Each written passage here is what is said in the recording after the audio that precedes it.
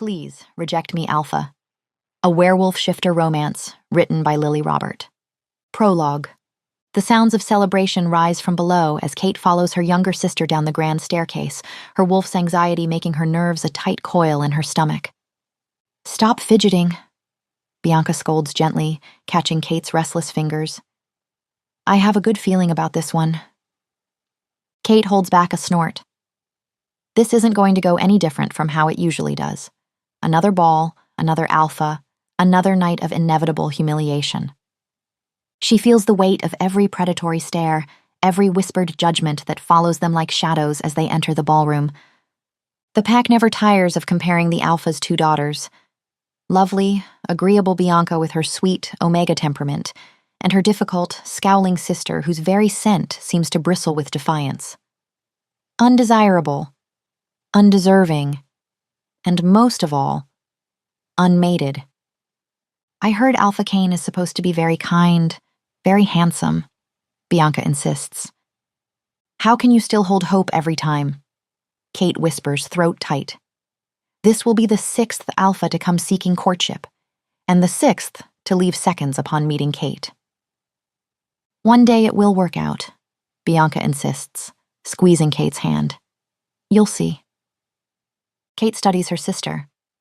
Next to Bianca's ethereal beauty and gentle Omega grace, Kate's dark hair and midnight blue gown seem severe, unwelcoming.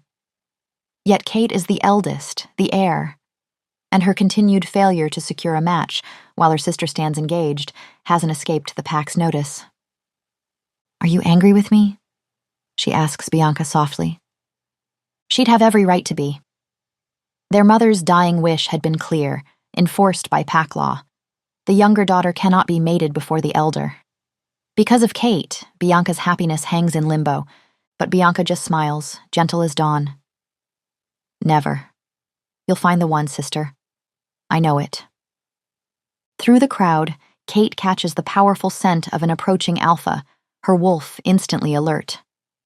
Another suitor who's about to despise her. Her father's alpha voice rings out, commanding attention. My daughters, may I present Alpha Kane, who has traveled far to meet with us. Silence falls like a shroud as Kate takes her place beside her father's throne, feeling the weight of pack hierarchy press down on her. Across the room, she catches Bianca's encouraging smile. It makes Kate's heart sink.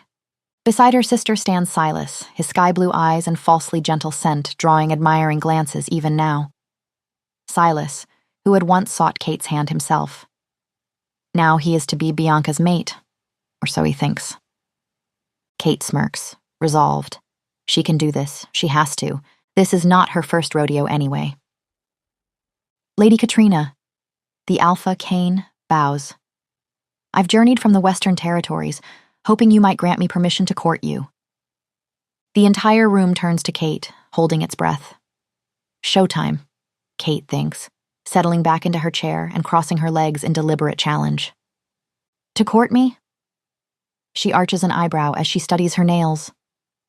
And what made you think I'd be open to that? Well, your father already indicated... My father gave you his blessing, Kate interrupts with a snort. And you thought that equated to having mine? The whispers grow sharper, wolves shifting restlessly at this breach of protocol. Kate feels her father's disapproval radiating beside her, but she presses on, making sure to sound as insufferable as possible. Did you think you'd simply walk in here and I'd swoon, when you're not even the most handsome alpha to stand in this very spot, begging for my time? Kate! Her father's warning growl crackles through the air. Once, she would have dug her nails into her palms at that tone. Now she sits straighter, ice crystallizing around her heart. I meant no disrespect, she says mockingly. I'm sure Alpha Kane has a great personality. A collective growl rumbles through the hall. 6 years of disappointment and hostility have taught her to wear their hatred like armor. Let them see her as an insufferably spoiled brat. There's no other way. Is there anything else you'd like to add to make yourself look more pleasing in my eyes? Kate asks sweetly. She gets a snarl in response, his wolf barely contained. Then I believe I shall retire for the evening, father. Kate concludes sweetly. As Kate descends the dais, she feels their fury like burning brands against her skin, their wolves' collective disapproval a tangible force. But passing her sister, she meets Silas's perfect, lying smile and is reminded of why she must continue this charade. As long as Kate remains unmated, so must Bianca. She lifts her chin higher, letting her defiance flash as she returns Silas's smile. Her sister will never be his. Not as long as Kate shall live. Chapter 1. Kate barely makes it 3 steps from the great hall before Bianca catches up to her, Silas in tow. Her wolf bristles at his scent, something sickly sweet that reminds her of rotting flowers. To everyone else, she supposed his smell must be irresistible. Her sister's face is pinched with concern, while Silas's perfect smile doesn't quite reach his eyes. "Are you all right?" Bianca asks, reaching for Kate's hand. "You seemed upset in there." "Just tired," Kate forces herself to say, her wolf growling deep in her mind as she tries to ignore Silas's knowing smirk. "Let me speak with her." He cuts in smoothly. "Brother to sister, if you will." Bianca beams at him. "What a wonderful idea, my love. You always know exactly what to say to make Kate feel better." "The sight of him makes me sick," Kate snaps, her canines lengthening slightly with her anger, but Bianca just smiles wider. "Don't worry about being alone with him," her sister says. "I trust you both completely." Before Kate can protest, Silas's hand is gripping her elbow, steering her toward a private balcony. Her wolf recoils at his touch. Everyone else just waves at him enthusiastically as they pass, making Silas preen. He lives for the attention. "Don't touch me!" Kate's stomach turns as Silas laughs. "Women should know their place," he proclaims loudly, making someone nearby exclaim, "What a feminist! Bianca is so fortunate." Stepping outside, Kate grips the balcony rail, her enhanced hearing picking up snippets of conversation from the party below. Her wolf paces restlessly, urging her to run, to fight, to do something. But she's been through interactions like these enough times to know she shouldn't try to escape them. If Silas wants a conversation with her, he'd ensure to get it. Resistance was futile. Kate sighs. The first time she'd seen him, all golden curls and baby blue eyes, the ambitious beta from a neighboring pack, she hadn't thought much of him. He, on the other hand, declared himself in love with her after one meeting. Back then, she'd found him merely uninspiring, and she'd rejected him quickly but politely. She'd already given her heart away long ago. Not that it mattered anymore. "What are you thinking about?" Silas asks, too close.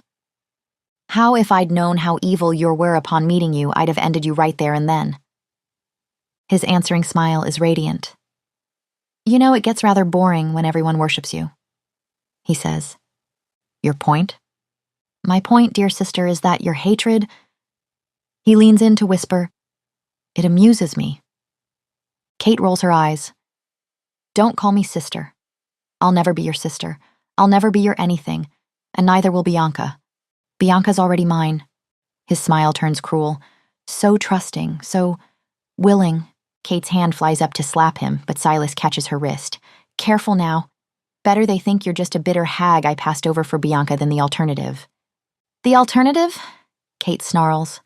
"You mean that you're a power-hungry sociopath who somehow cursed everyone to see you as perfect?"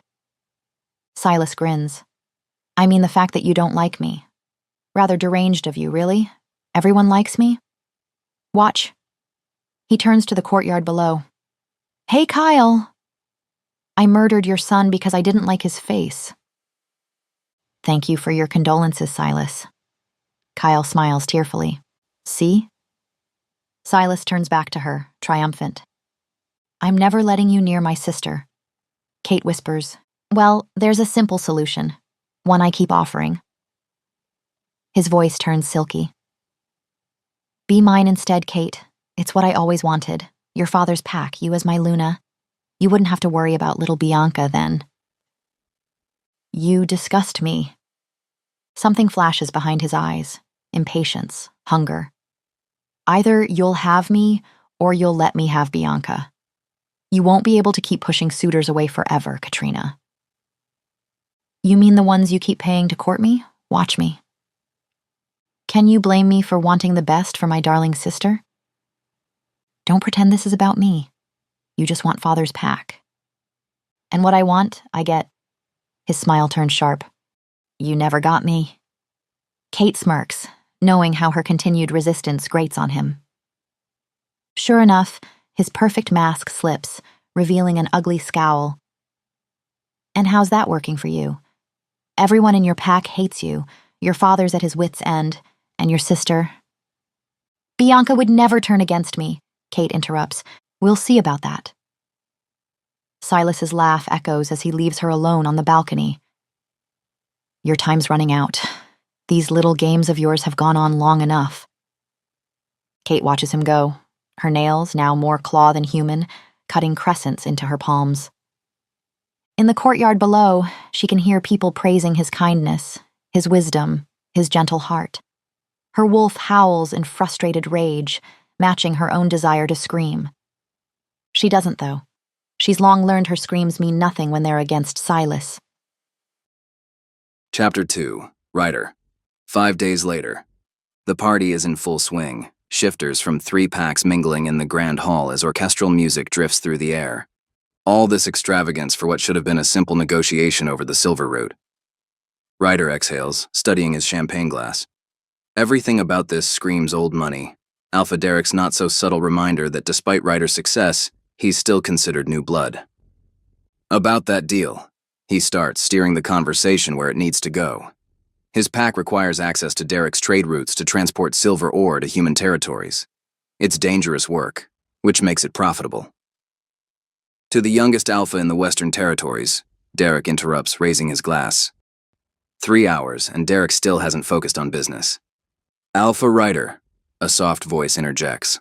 A blonde shifter presses in, her scent radiating interest. I've heard so much about you. She leans closer than necessary. They say you're the most eligible Alpha in 3 territories. Ryder quirks a brow. Do they? Really? He's not one to downplay his reputation, but flattery is easy to recognize. They say you're dangerous, she purrs, tracing a finger down his arm.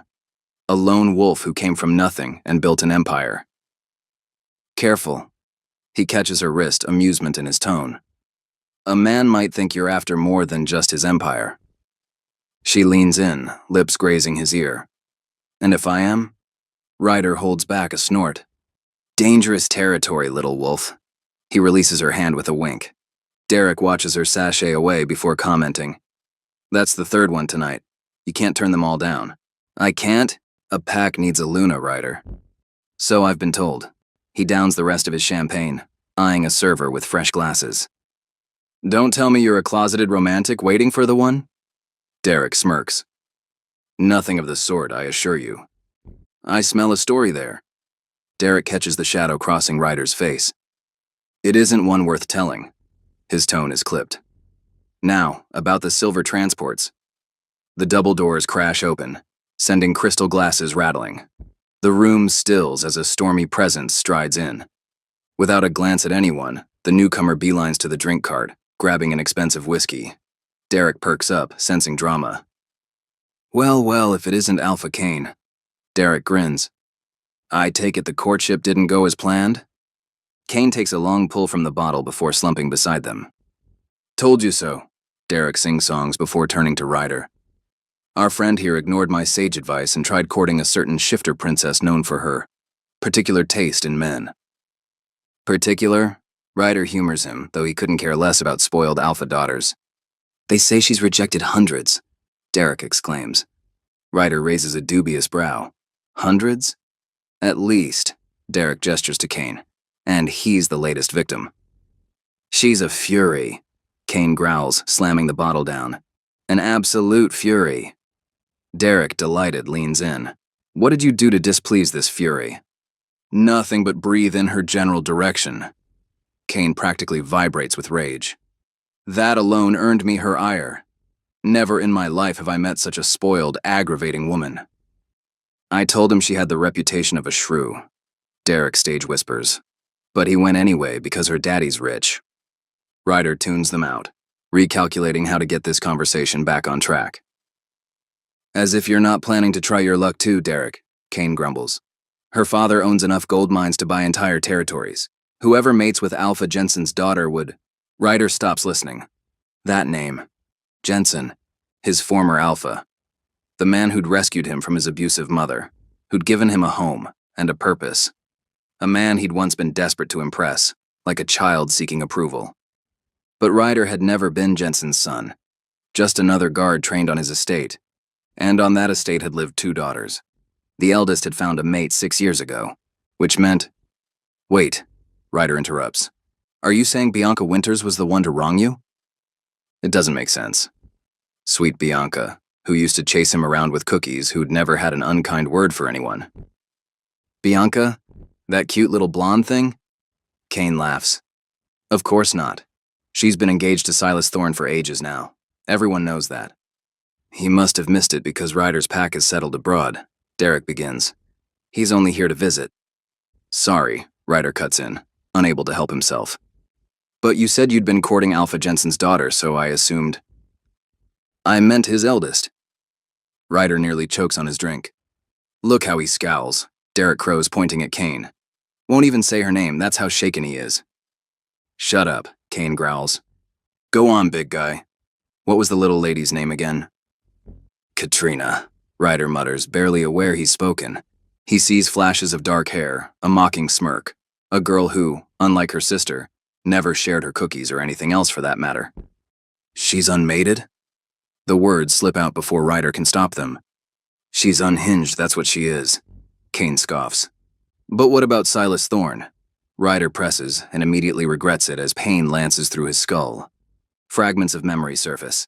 A handsome blonde man, Kate mentioning a proposal, but trying to focus makes his head throb. Oh, Silas, great guy. Kane brightens. You know these people? Derek eyes Ryder. I'm only asking to be polite. You obviously do. Ryder ignores him, rubbing his temples. This can't be right. Silas had asked for Kate's hand, not Bianca's. And Kate had said yes. Hadn't even told Ryder first. Just agreed. Like he was nothing more than a plaything she'd tired of. I think I'll retire for the evening, Ryder says, pushing to his feet. Derek looks surprised. Already? Ryder had planned to keep pressing about the silver route, but now he just wants to sleep. He's halfway down the moonlit corridor when a voice stops him. Alpha Ryder. A lean wolf with Kane's pack markings hurries to catch up, his diplomatic pins marking him as a beta. Forgive the interruption, the beta says, slightly out of breath. I was fortunate to catch you. I've been charged with delivering this. He produces a sealed envelope. From a rather beautiful young lady. For one irrational moment, Kate's face flashes through Ryder's mind. Then he sees the Winterpack seal in the dark wax, and his heart stutters. His fingers don't shake as he breaks the seal. They don't. But something in his chest does clench when he sees the flowing signature at the bottom. Not Kate's precise strokes, but Bianca's gentle curves. Thank you for your discretion, he mutters. He waits until the beta's footsteps fade before leaning against the cool stone wall. What could sweet little Bianca want with him after all these years? Ryder opens the letter and reads. Chapter 3. Kate. A week later. Kate barely has time to reach her chambers before her father's heavy footsteps echo down the hall, his alpha presence radiating anger that makes her wolf want to bare its throat in submission. She braces herself, hands clasped behind her back as the door flies open with enough force to rattle the hinges. That's enough. Jensen's voice carries both paternal concern and an alpha's command, making the air crackle with authority. 7 suitors, Kate. 7 respected alphas you've driven away with deliberate cruelty. And let's not even mention the others, strong betas, warriors, leaders in their own right. What game are you playing? This isn't a game, Kate says, keeping her voice light even as her wolf paces restlessly. You promised I could marry for love. Love? He barks out a laugh that's more growl than humor. Love requires you to give someone, anyone, a chance. Instead, you've turned away every suitable match without so much as a conversation. Alpha Kane traveled 3 days to meet you. And Alpha James had traveled 5, Kate reminds him, turning to her window. Neither were suitable. How would you know? Her father barks. You spent all of 5 minutes insulting the two of them, which was plenty enough to know neither were the one. Her father's frustration rolls off him in waves. Kate, please. Think of your sister if you won't think of yourself. Bianca and Silas have waited patiently, but it's been long enough. It definitely hasn't been long enough. If it were up to me, Kate says, turning to face him, Bianca and Silas would keep waiting forever. There is a pause, a short second during which Kate meets her father's eyes. And during that short second, she forgets. She forgets things aren't as they should be, and that her father will not understand her. But then something like relief passes over her father's face, and Kate's heart sinks as he exclaims, You're absolutely right. The sooner they marry, the better. Silas will make an excellent addition to our pack. Kate flinches. No matter how many times she's seen it happen over the past 6 years, hearing her own words being twisted into a whole different meaning still cuts deep. What magic could do this? What had Silas done to enchant the entire world so completely? And how come only Kate had been spared? She opens her mouth, another futile attempt to make her father understand, but stops. What's the point? He'll hear only what that damn curse allows him to hear. You were different once. Jensen observes quietly. You never did tell me what happened 6 years ago when you and... Don't. Kate's voice cracks because she knows where this is going, and she's got enough on her plate, is it? She doesn't need to be reminded of that day, of him. She won't think about him. I don't want to talk about it. Kate insists. Jensen's eyes soften slightly. Look, Kate, it's clear that whatever happened between you two... I said I don't want to talk about it, Kate snaps, her canines lengthening with emotion. Her father's patience visibly thins his alpha energy, filling the room with such pressure that Kate's ears pop. Kate, her father's voice softens, misreading her expression. Your mother wouldn't want this for you, or for Bianca. The mention of her mother makes Kate's chest ache. Would she have seen through Silas's spell? Would she have believed her daughter? Silas told me how restless the pack grows. Jensen continues, making Kate's wolf bristle at the name. He mentioned to me just yesterday how your behavior reflects poorly on my leadership. Of course he did, Kate snarls, her control slipping, and I'm sure whatever else Silas said about me was just as helpful. Yes, as you say, he is concerned about you. We all are. Jensen runs a hand through his silver-streaked hair. The pack needs stability, Kate. We need to show strength, especially now. Since when do you let an outside wolf dictate pack matters?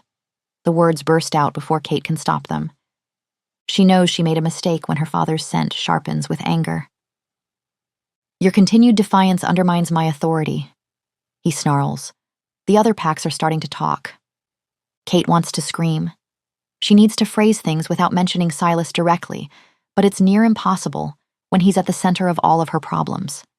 With no ability to expose him and his actions, whatever she says to defend hers sounds unhinged.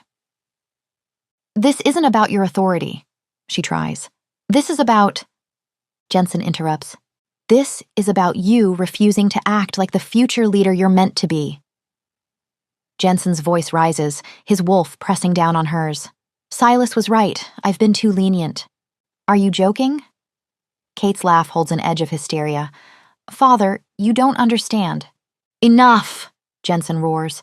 I've been patient. I've respected your wishes, but you're not playing fair, Katrina. You leave me no choice. He draws himself up to his full height, power rolling off him in waves. By pack law and tradition, I invoke the trial of courtship. Kate's blood runs cold. He did not just say that. He can't mean that. Father, please. She pales. The next unmated alpha male who walks through our gates will have the right to court you through the 10 trials. His alpha voice resonates with finality. And if he completes them successfully and still wants you as his mate, you will accept. You can't do this, Kate protests. I can and I will. Jensen's eyes flash alpha gold. I am still your alpha, daughter. And it's time you remembered that. Kate's wolf thrashes against the command, but it's no use. She knows the law, knows there's no escape from this. Either the curse breaks, or I do, she thinks, as her father strides from her room, the door slamming behind him. But she knows which is more likely at this point. Chapter 4. Ryder. The winter estate rises out of the evening mist, like a ghost clawing its way out of Ryder's past. 6 years, and the place hasn't changed, still looming over the hillside. Not too shabby, Derek mutters from the passenger seat. Ryder doesn't respond, his grip tightening on the steering wheel as their car passes the old oak tree.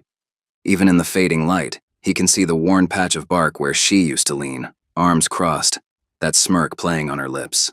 Jensen must be eager to ship his daughter off.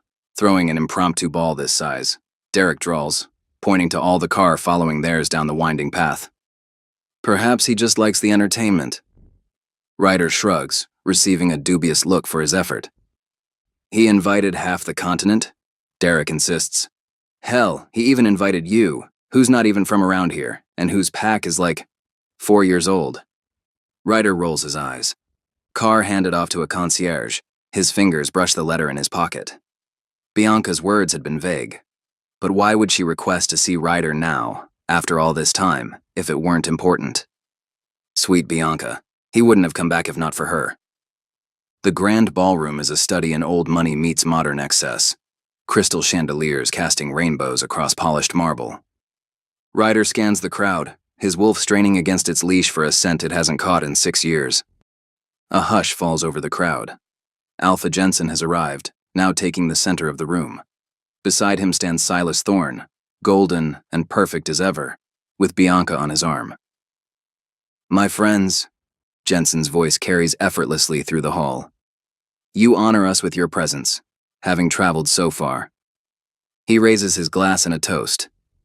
Since you've made the journey, he continues, I might as well share why I've gathered so many distinguished alphas here tonight. Here we go. Derek practically vibrates with anticipation. As many of you may have heard, Jensen's voice tightens slightly. My eldest daughter, Katrina, has yet to find a suitable mate. Derek snorts. Wonder why? She seems lovely.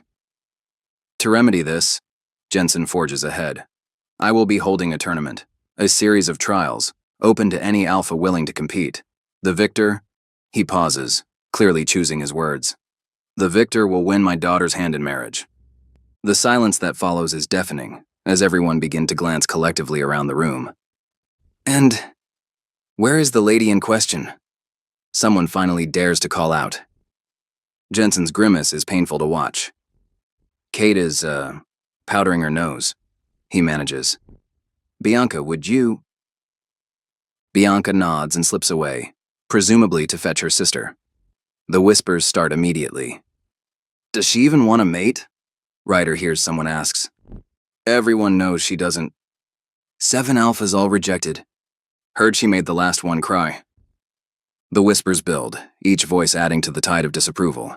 Ryder frowns, something not sitting right in his chest. This doesn't sound like the Kate he knew. Oh, she'd always been proud, quick to anger when challenged, but she'd understood duty, had respected it even. I heard she... A nearby wolf starts, but Jensen's voice cracks through the hall like a whip. Enough. Whoever wins these trials, Kate will accept as her mate. The great doors blast open with enough force to rattle the chandeliers. Ryder's wolf surges forward in his mind.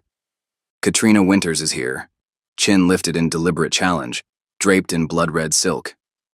A vision. The collective intake of breath is audible, some fearful, some disapproving, all wary. But the crowd's hostility seems to be rolling off her like water. She's different and exactly the same, his Kate. Still all steely gaze and deadly grace, though there's something harder in her now that makes Ryder frown. What happened to you? He wants to ask. Who is this stranger wearing your features like armor, striding in with a scowl instead of a smirk? What has made you defensive instead of confident? You wanted to see me, father? She asks. I was just explaining about the trials, Jensen grits out. As you're well aware. Kate's shrug is disdain personified. Right, your little trials. She quickly scans the crowd. Well, father, I only hope these gentlemen don't care much for their private parts. Her smile turns wicked as the crowd collectively gasps. Are we to expect grievous injury during these trials, Lady Kate? Derek calls out, clearly entertained. That depends on your own competence. Her eyes glitter. Though I promise you will be gravely injured if you dare climb into my bed uninvited, alpha whoever. And trust me, none of you will ever be invited. Kate's smirk only grows as she watches her father's face turn an interesting shade of purple. Kate is only joking, he grinds. Kate is being very serious. Kate smirks. The crowd's practically booing at this point. Ryder's somewhat impressed with Kate's commitment to being hated. Enough, Jensen roars, and the hall falls silent. I've had enough of this. I thought I'd been clear, Kate. Whichever alpha wins this trial will be your mate. And whoever will be my mate will lose his balls. Kate smirks at the crowd. Just thought I'd be clear as well. Alpha Jensen looks murderous. You leave me no choice, daughter, he snarls before turning to address the crowd. Heed my words. Whoever wins these trials in Kate's hand will become more than just her mate. I hereby declare the winner to be this pack's next alpha. The silence that follows the statement is deafening as the entire ballroom collectively processes the magnitude of Alpha's Jensen words. Did he actually just promise what I think he's promised? Derek whispers to Ryder, sounding serious for the first time in days. Yes. Jensen's voice builds like gathering thunder. Everything.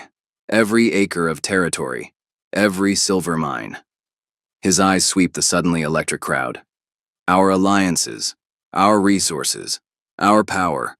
All of it will pass to whoever proves worthy of being my daughter's mate. Silas steps forward, his perfect face alight with what looks like concern. Alpha, perhaps. Silence.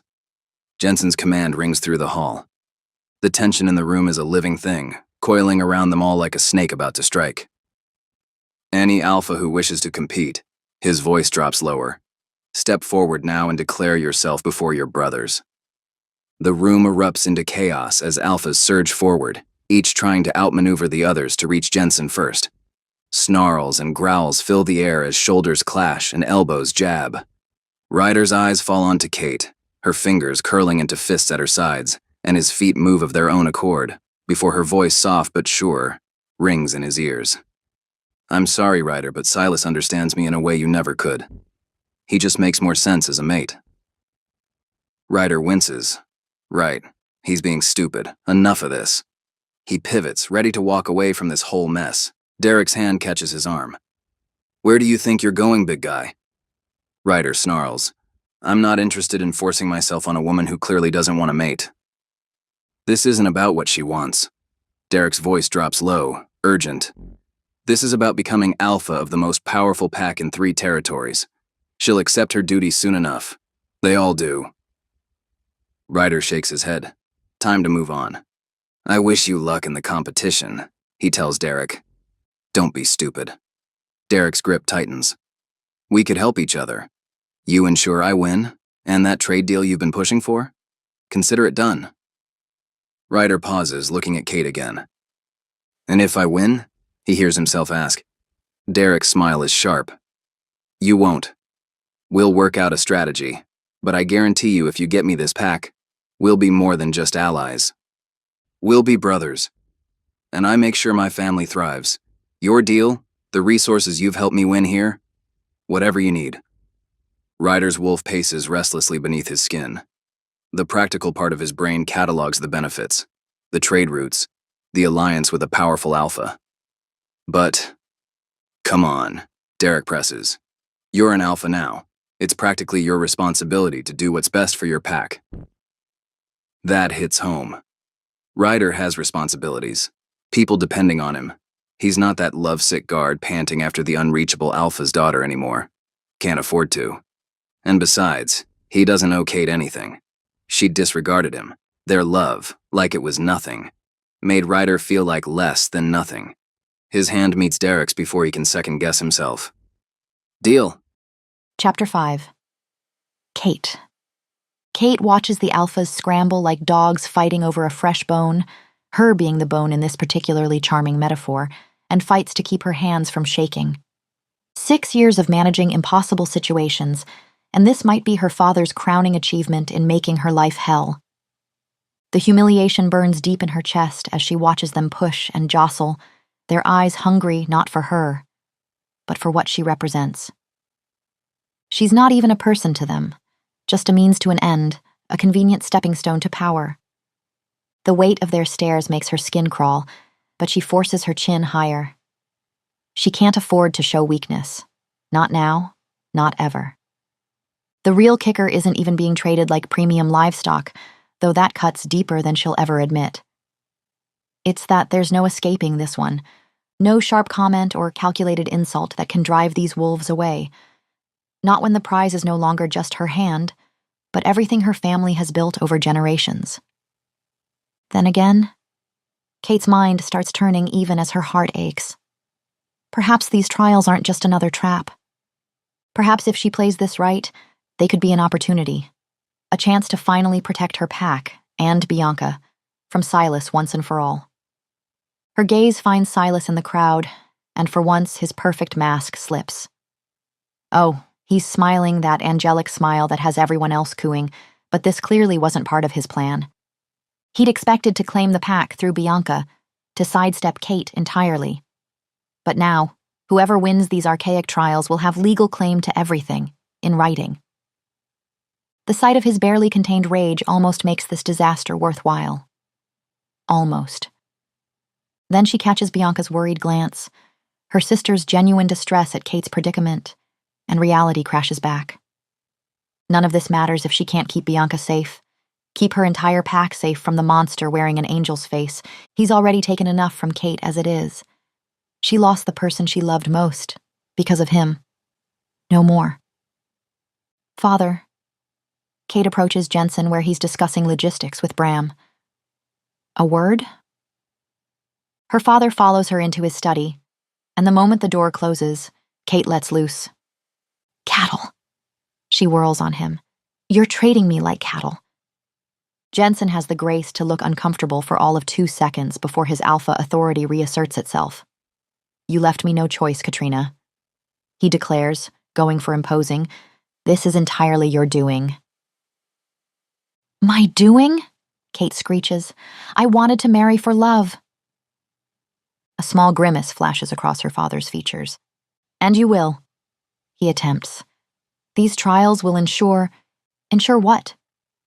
Kate barks out a laugh. Look at them out there. They're not here for me.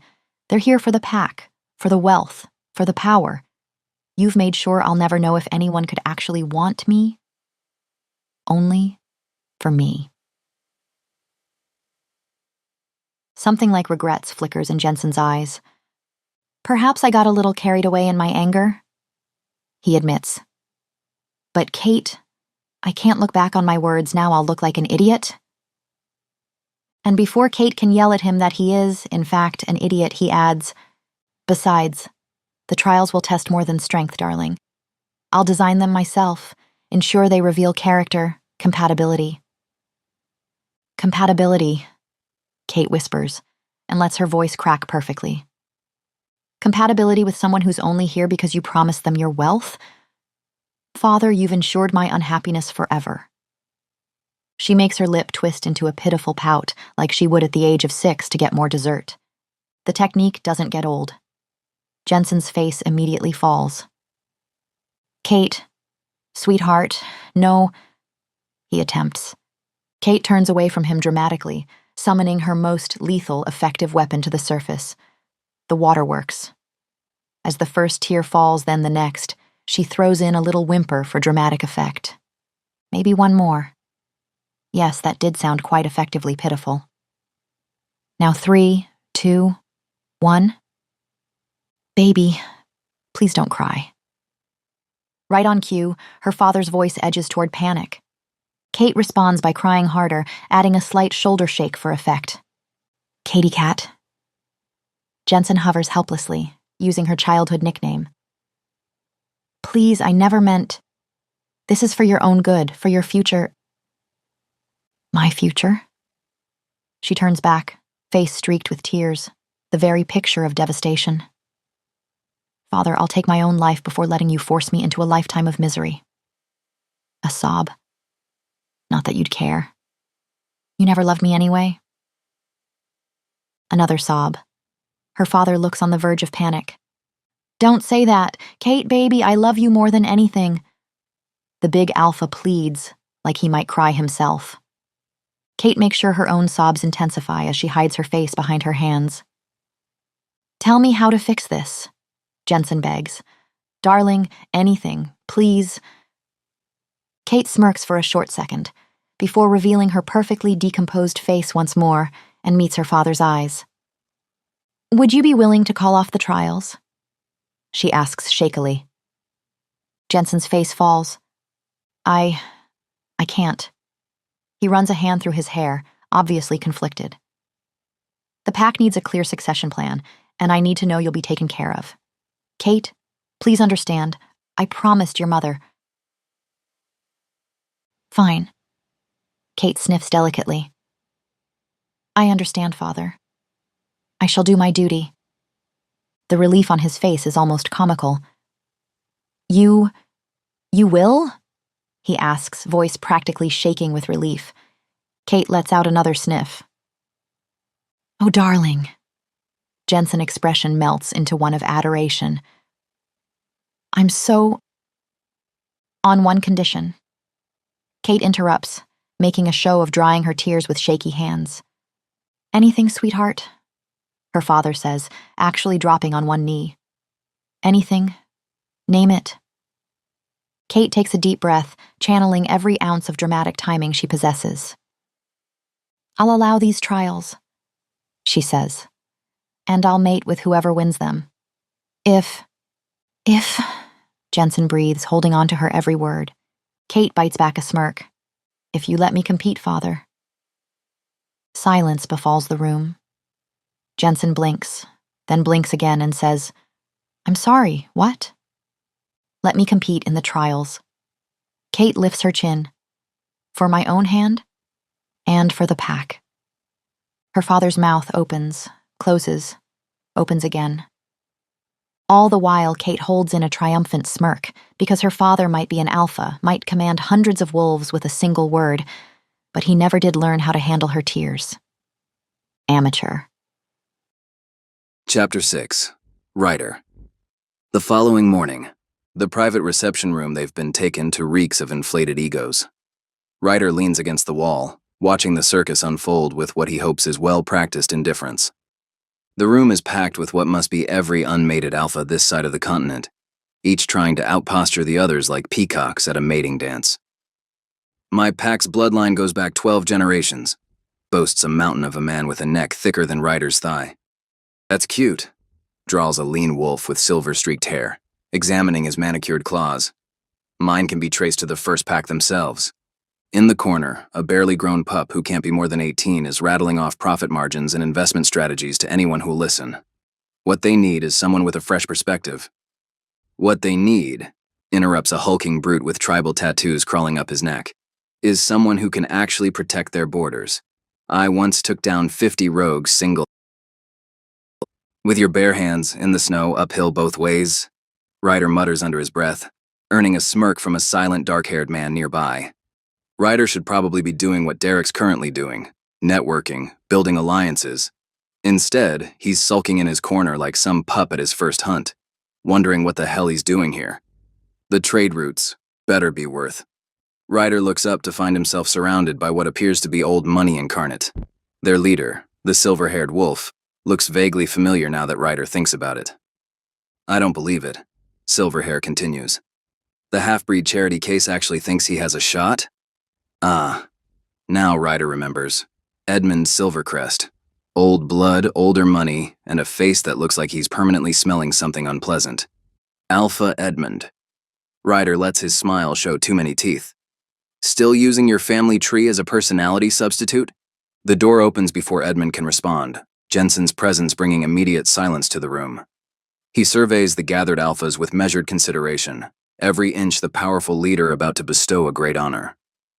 Gentlemen, he begins, your interest in these trials honors both our pack and my daughter. Over the next 10 days, you will face challenges designed to test not just strength, but character. To win, you must not only complete all the trials, but complete before your opponents do.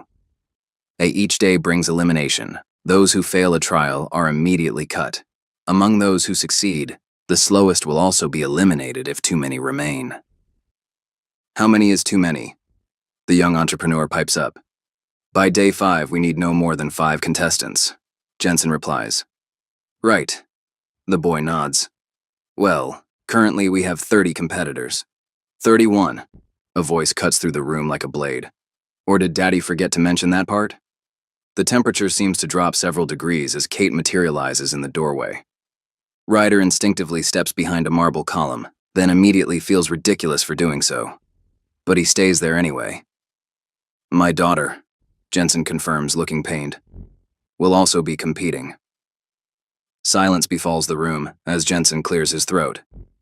For her own hand, he adds, sounding sheepish. What? The room erupts into furious protests. Preposterous, Edmund sputters. Women can't compete against alphas. The tribal tattoo guy pounds his fist on a table. Kate holds up one delicate hand. The gesture is so incongruously graceful that people actually shut up. By all means, she says sweetly. Please explain to your future mate why you don't think she's your equal. I'm sure that won't come back to bite you in the slightest. The protests die down to uncertain mumbles. In fact, Kate continues, beginning to pace like a predator sizing up prey. Do try to beat me and take my own pack away from me. See what happens. Her smile turns savage as she drones on. How about I just tell you? You will fail. I will defeat you. And then I'll be coming for you. I'll come for everything you own. Starting with your resources, your businesses, your alliances, and after that, I'll come for what's left of your crumbling dignity. By the time I'm done, you'll be lucky if you can command the respect of a geriatric chihuahua. Someone actually gulps. But that's just for warm-ups. Kate's eyes gleam with unholy glee. Because once I've destroyed everything you own, I'll destroy you. I don't mean just your spirit or the sad dying spark that'll be left of it.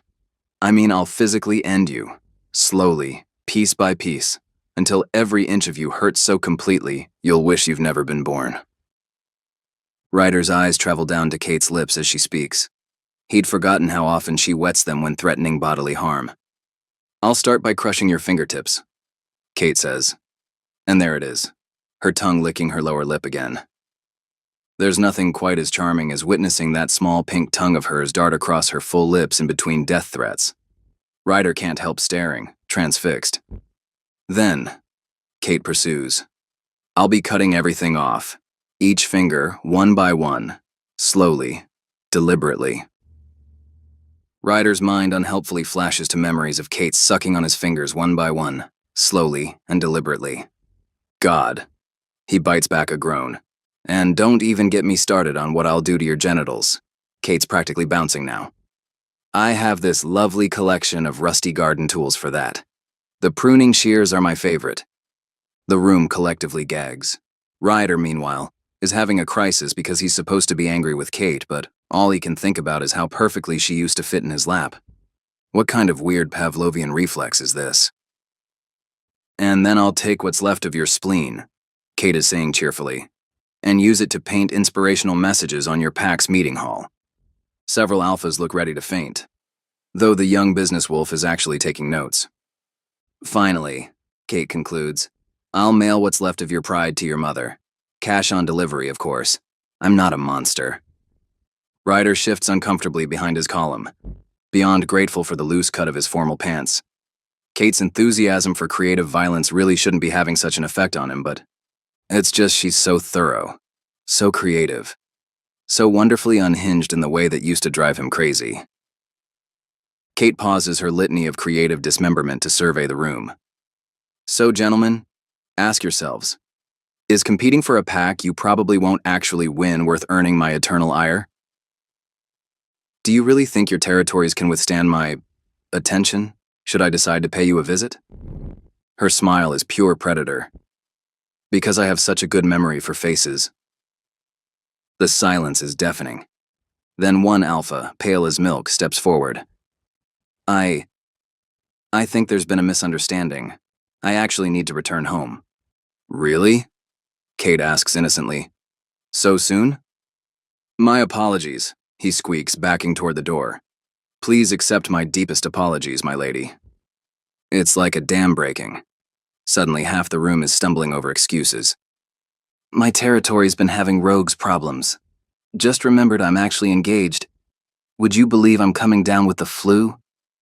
Kate graciously accepts each stammered apology, looking for all the world like a benevolent princess rather than someone who just threatened to turn someone's pancreas into dog food. When the dust settles, only 15 alphas remain. The braver ones, the more ambitious ones, and one very frustrated, very aroused former guard who is seriously wondering how he's ever going to get through these trials when Kate won't merely be threatening, but actually enacting physical violence. He gulps, praying for the longest cold shower of his life. Right. Jensen claps his hands together. Well, now you've all met my daughter. Perhaps we should go around the room with introductions. Those of you still present. Tribal Tattoo steps forward first, chest puffed out. Alpha Magnus Redclaw of the Northern Plains. Boring, Kate cuts in, examining her nails. Next, Lord Edmund Silvercrest, heir to... Shut up, Edmund, I know who you are, and I don't like you. Next.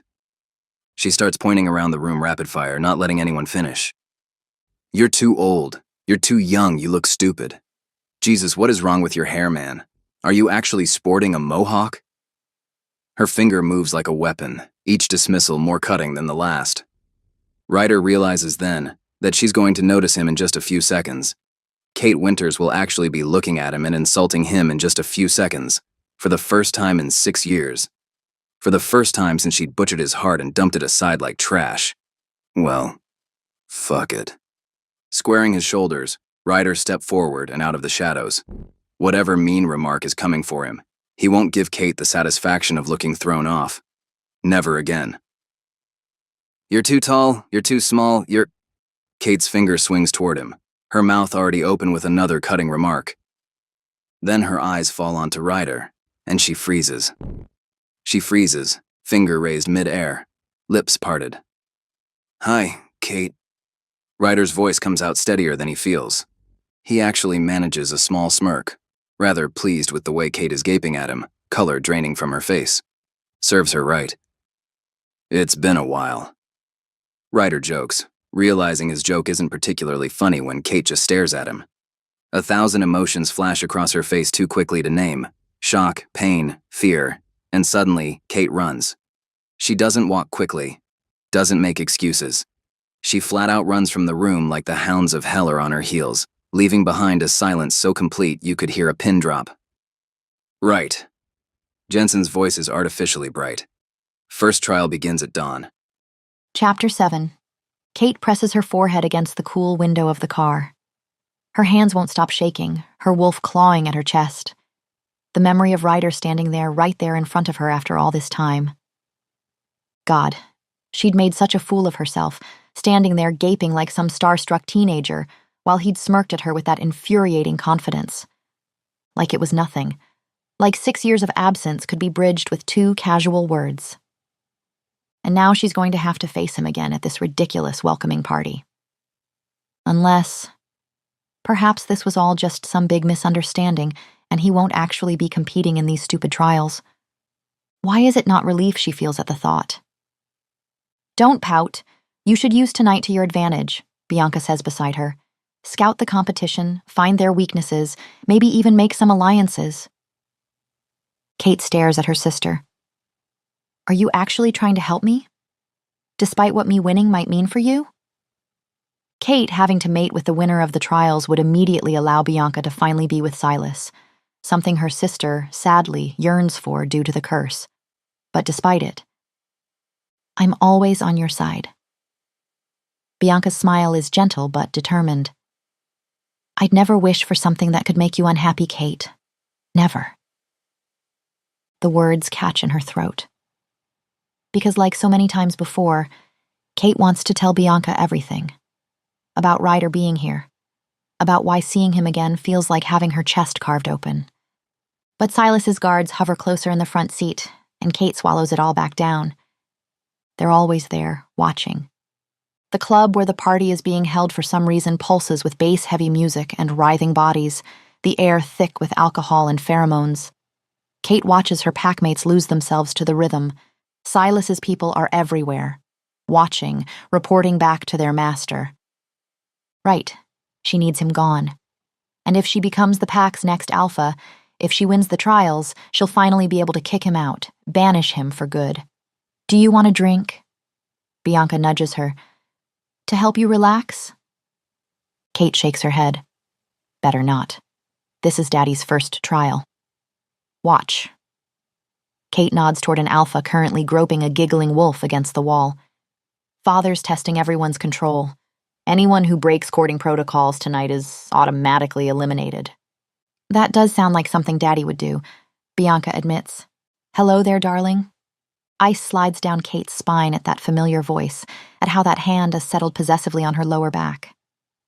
Silas materializes between them like a dark star, drawing all light into himself. My love, he purrs to Bianca, would you be a dear and fetch us some drinks? The moment Bianca disappears, Silas's grip tightens. Dance with me, he demands. I'd rather not. Kate replies. Oh? His smile doesn't waver. Is that Ryder I see by the bar? Kate can't help her reaction. Her head immediately tilts to the right, finding him leaning against a stool. The club lights paint shadows across his jaw, the jaw she used to kiss, one whose line she could draw from memory alone. He's so beautiful. But his eyes are cold when they meet hers. You must be thrilled to have him back. Silas's fingers dig into her spine as he maneuvers her through the crowd. It would be a shame if he were to disappear again. Kate's blood runs cold as Silas pulls her against his chest. Are you threatening me? Threatening you? Silas laughs. My dear Katrina, I thought we were past such obvious statements. Yes, I'm threatening you and him. Keep up. On the dance floor, Silas' grabby hands wander with calculated possession. Your father's asked me to help organize the trials, he murmurs against her ear. Judge them even. Isn't that wonderful? Kate's stomach churns. Across the floor, she catches Ryder's gaze, dark, angry. Her breath catch. As soon as someone finally pulls Silas away for a conversation, she bolts. She doesn't care about alliances or strategy anymore. She just needs to escape, to breathe. Strong hands catch her waist as she rounds a corner, pulling her into a shadowed alcove.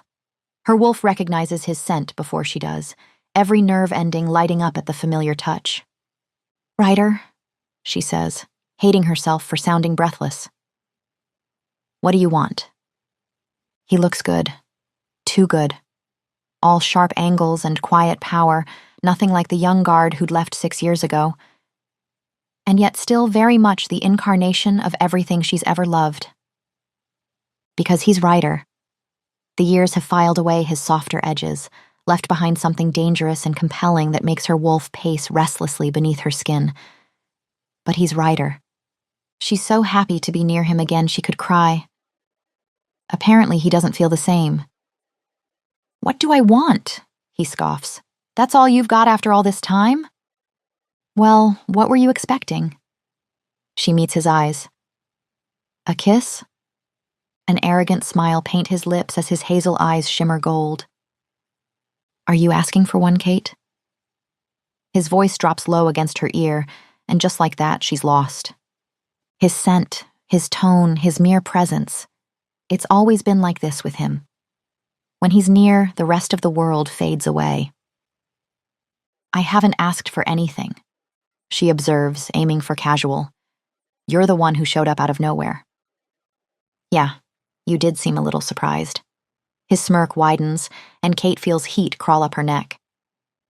Well, you have been gone for 6 years, she defends, and you never asked after me. The accusation in his voice stings, like somehow his leaving was all her fault. From across the room, she catches Silas watching them, warning clear in his perfect eyes. The sight sends ice through her veins. "You're the one who left, Ryder," she snaps, because suddenly she's tired of pretending his departure didn't shatter her. "Well, what else was I supposed to do, princess?" His grip on her waist tightens. "Be the ring bearer at your wedding?" Kate holds back a scream of frustration. 6 years ago, she'd tried telling Ryder that she'd refused Silas twice in his absence, and that somehow, everyone still assumed she was going to mate with him, and how the entire situation was insane, that something was wrong. Yet somehow, what Ryder had gotten from her panic was that she did, in fact, want to mate with Silas. Stupid curse. "Why come back now, then?" she demands, feeling discouraged. "If you're still so upset?" "Because," he growls, "you didn't mate with him." He stares, waiting. This is it, Kate thinks. The point where she'd need to tell him the truth. Except she can't, because Silas's curse won't let him hear it. "No," she says quietly. "I didn't." Even if she could somehow find a way to make things better with Ryder, it's not like things could go back to the way they were. Kate cannot take a mate, after all.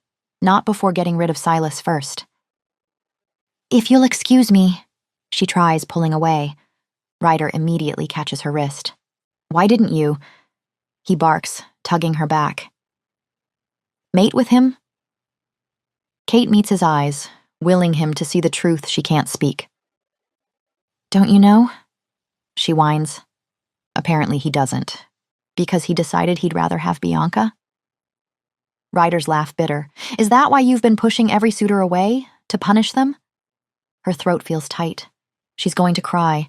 Oh God, she's going to cry in front of him. "Did you come back because you were hoping I wouldn't push you away?" She manages. Ryder snorts.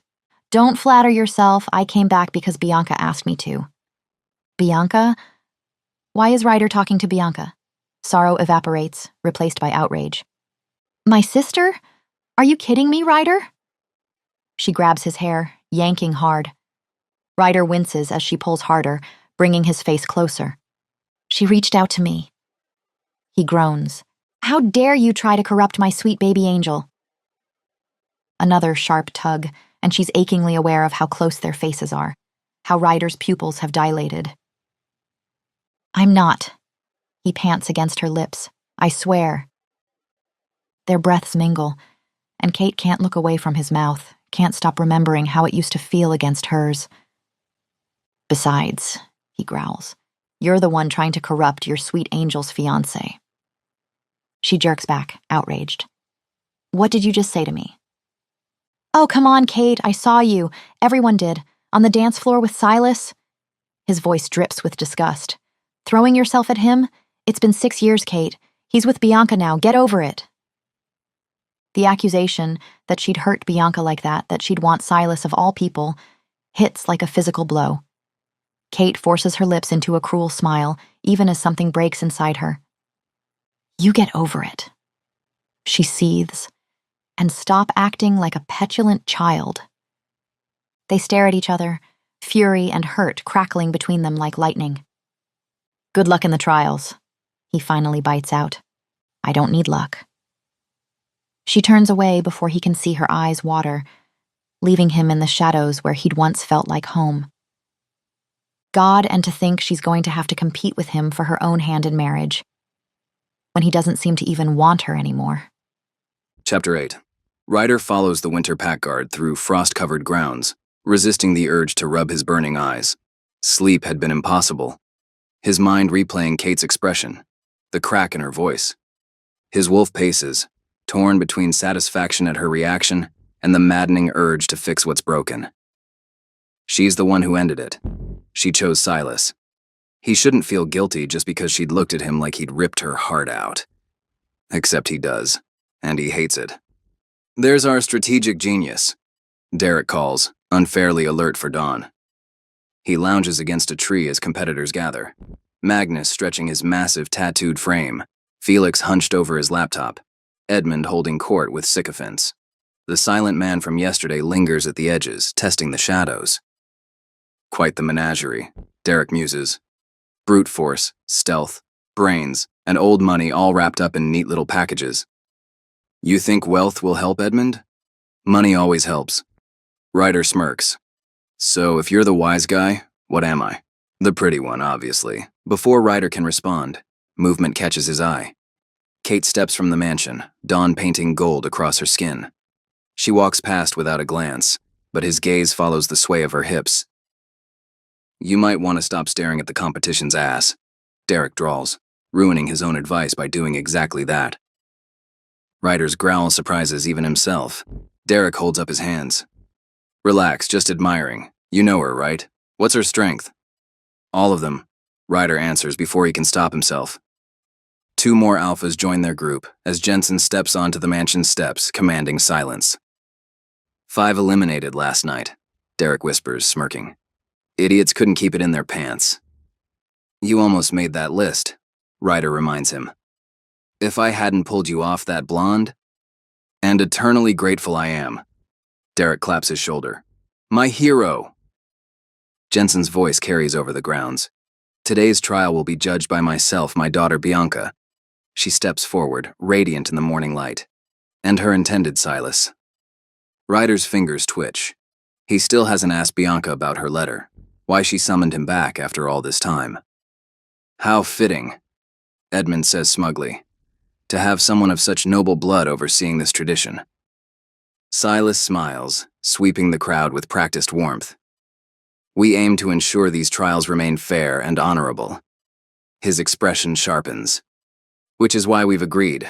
No witnesses. What happens in the trials stays in the trials. Murmurs of approval ripple through the group. Even Ryder has to admit it makes sense. But then, Kate stands rigid, eyes fixed on Silas with something like fury or fear. Ryder frowns. What did she see? The rules are simple, Jensen continues. Race to the finish line. Last to arrive is eliminated. His smile turns grim. If you arrive. Torches flare behind him, revealing what the darkness had hidden. A massive labyrinth, its towering walls writhing with Nightshade, Jensen confirms, in case anyone considered taking shortcuts. Derek inhales sharply. Ryder understands. Nightshade is lethal to their kind, handled with extreme caution. His eyes find Kate's. For a moment, they're 13 again, his fingers sticky with purple juice as she screamed at him to spit it out. She jerks away, like the memory burns. Are we allowed to shift? Felix asks. Jensen nods. Each entrance leads to the same center. Take your positions. Ryder steadies his breathing. Wolf form would be faster. Human mind thinks clearer. 3. Kate stands 3 entrances down, coiled like a spring. 2. Focus. Don't finish last. Find Derek if possible. 1. Wolf or human? Wolf or... Go! Ryder launches forward, shifting mid-leap. A chorus of howls splits the air. Overhead, a screech. He looks up. An eagle soars above the maze, unimpeded by the toxic walls. Since when could one of them? No time. The labyrinth beckons, and Ryder runs. The first corridor stretches ahead, Nightshade casting eerie purple shadows. Overhead, the eagle's cry echoes forward, but he can't spare a thought on who's playing bird. A circular chamber opens before him, corridors branching like spokes. He hesitates. Which way? A familiar silver wolf bursts in. Kate. He'd know her anywhere, from the way she stands, the sharpness in her gaze. Their eyes lock for a heartbeat. Then she's gone, vanishing down a path without hesitation. Divide and conquer. Ryder forces himself to move. Kate isn't his concern. Not yet. He needs to find Derek. Track him. Strategize. Catching a faint trail of Derek's scent, he bolts through twisting corridors. The sun climbs higher, scorching his fur. Dead end. Another. How many have already found the exit? He's running blind. Wait. Movement ahead. A brown wolf, Derek shifts mid-stride, breath ragged. Took you long enough, he pants. This place is a damn trap, Ryder growls. They exchange a quick plan. Mark your path, Derek says. And remember, don't be last. He vanishes into the vines. Ryder runs, frustration mounting. Every wrong turn grates on him. He keeps stumbling upon Derek's markers, but no exit. Then, realization. Jensen, Bianca, and Silas are at the finish line. They're the ones he should be tracking. Idiot. He knows how Jensen thinks, how he evaluates wolves. This isn't just a race, it's a tracking challenge. And he's wasted time figuring it out. Ryder lifts his muzzle. There. Faint traces of Bianca's perfume. Jensen's alpha musk. He moves faster, now confident. The voices grow clearer with each turn. Jensen discussing something with Silas, Bianca's laughter. Close. Too close. Then the wolf attacks. Massive, gray, fangs flashing. He lunges from a hidden alcove. Ryder leaps back, snarling. A second wolf strikes from behind. Magnus? Edmund? Doesn't matter. Claws rake his flank. He counters, but they're circling, driving him toward the nightshade walls. They expect him to flinch. His mother's training might finally be useful. He lets them push him closer, feigning retreat. Then he whirls, using the wall as leverage to launch himself at the bigger wolf. They scramble, instinctively avoiding the nightshade, slamming into each other instead. Ryder strikes. Jaws clamp down. The second wolf shifts back, revealing one of the lesser alphas. Ryder pins him, claws pressing into flesh. Why attack me? His voice is gravelly as he shifts. Fuck you. The man chokes as Ryder applies pressure. Wrong answer. His eyes flash gold. Try again. Kate, the alpha gasps. Said to make sure you didn't finish. Promised a reward if we took you out. Ryder's blood turns to ice. Why would Kate? The words die in his throat. Of course. She doesn't want him here. A howl echoes behind them. Back up? No time. Ryder shifts and runs, lungs burning, wounds stinging. 30 seconds! Jensen's voice rings out. Ryder pushes harder. Another turn. A marker. 15 seconds. There. Sunlight ahead. 10, 9, 8. His lungs scream. His legs ache. But he won't fail. Not now. 4, 3. With one last burst of speed, he launches through the exit. 2. He lands panting in the clearing. Derek grins. Edmund sneers. Kate's face drains of color when she sees him. Good. Let her see what her handiwork looks like. Chapter 9. Kate's muscles ache from yesterday's race as she follows the guard down the familiar path. Second place wasn't bad, but Felix had been the real surprise. A bird shifter, she mutters. Just perfect. I stand to marry a teenage bird. Her thoughts darken at the memory of Ryder crossing the finish line seconds before disqualification. The look he'd given her, fresh and sharp, like a knife to the back. The meeting room doors loom ahead, and the moment she enters, Ryder's scent hits her. 7 contestants remain. Derek lounges near Ryder, Magnus takes up a corner, Felix perches, there's no other word for it, on a windowsill. Nathaniel, the dark-haired man with the scar, inclines his head in greeting just as Jensen arrives, flanked by Silas and Bianca. Blindfolds, Jensen announces. No peeking. Darkness swallows Kate's vision. The familiar disorientation of being led somewhere unsettles her, until a scent hits her.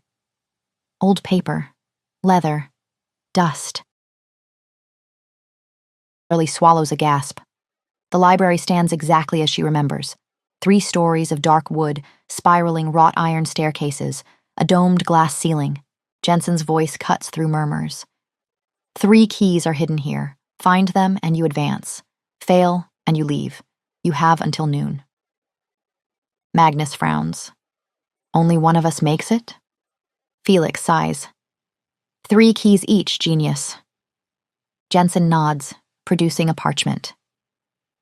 In shadows deep where wisdom sleeps, find 3 keys to freedom's door. First in healing's ancient keep, second where dead tongues soar, third where stars align with lore. Can we interfere with each other? Edmund asks, eyes gleaming. Jensen turns away, leaving the question unanswered, which means yes. Kate should start searching, but for the first time in 6 years, she has free reign of her father's library. Normally, Silas's men would trail her, but right now... Her mind races. The healing section has to be on the first floor, Derek calls. Unless it's a trick, Edmund mutters. Kate barely hears them. 6 hours. The magic section is 10 minutes away. If she doesn't take this chance, 1 hour. She can spare 1 hour. Slipping between towering shelves, she weaves past history, biography, sciences. The magic section appears exactly as she remembers, a circular chamber tucked away like a guilty secret. Thousands of books stare back at her. Damn it, Silas, she mutters, scanning the spines. I'll figure you out, just wait. She pulls books at random, potions and their properties, a complete guide to curses. Nothing on mass enchantment. A compliance potion catches her eye, but it's temporary, only affecting those who drink it. Not nearly enough to explain how Silas has bewitched an entire pack for years. Then finally, a black tome with red binding, demonic arts and dark magics. Her hands shake as she opens it. Would make sense if he was a demon, she mutters. I sure hope you don't mean me. The book nearly slips from her hands. Ryder blocks the doorway. Kate scowls. Not everything is about you, Ryder. He snatches the tome from her. Isn't it? Then why did you try to get me kicked out? The blood on his fur yesterday. The 2 eliminated alphas.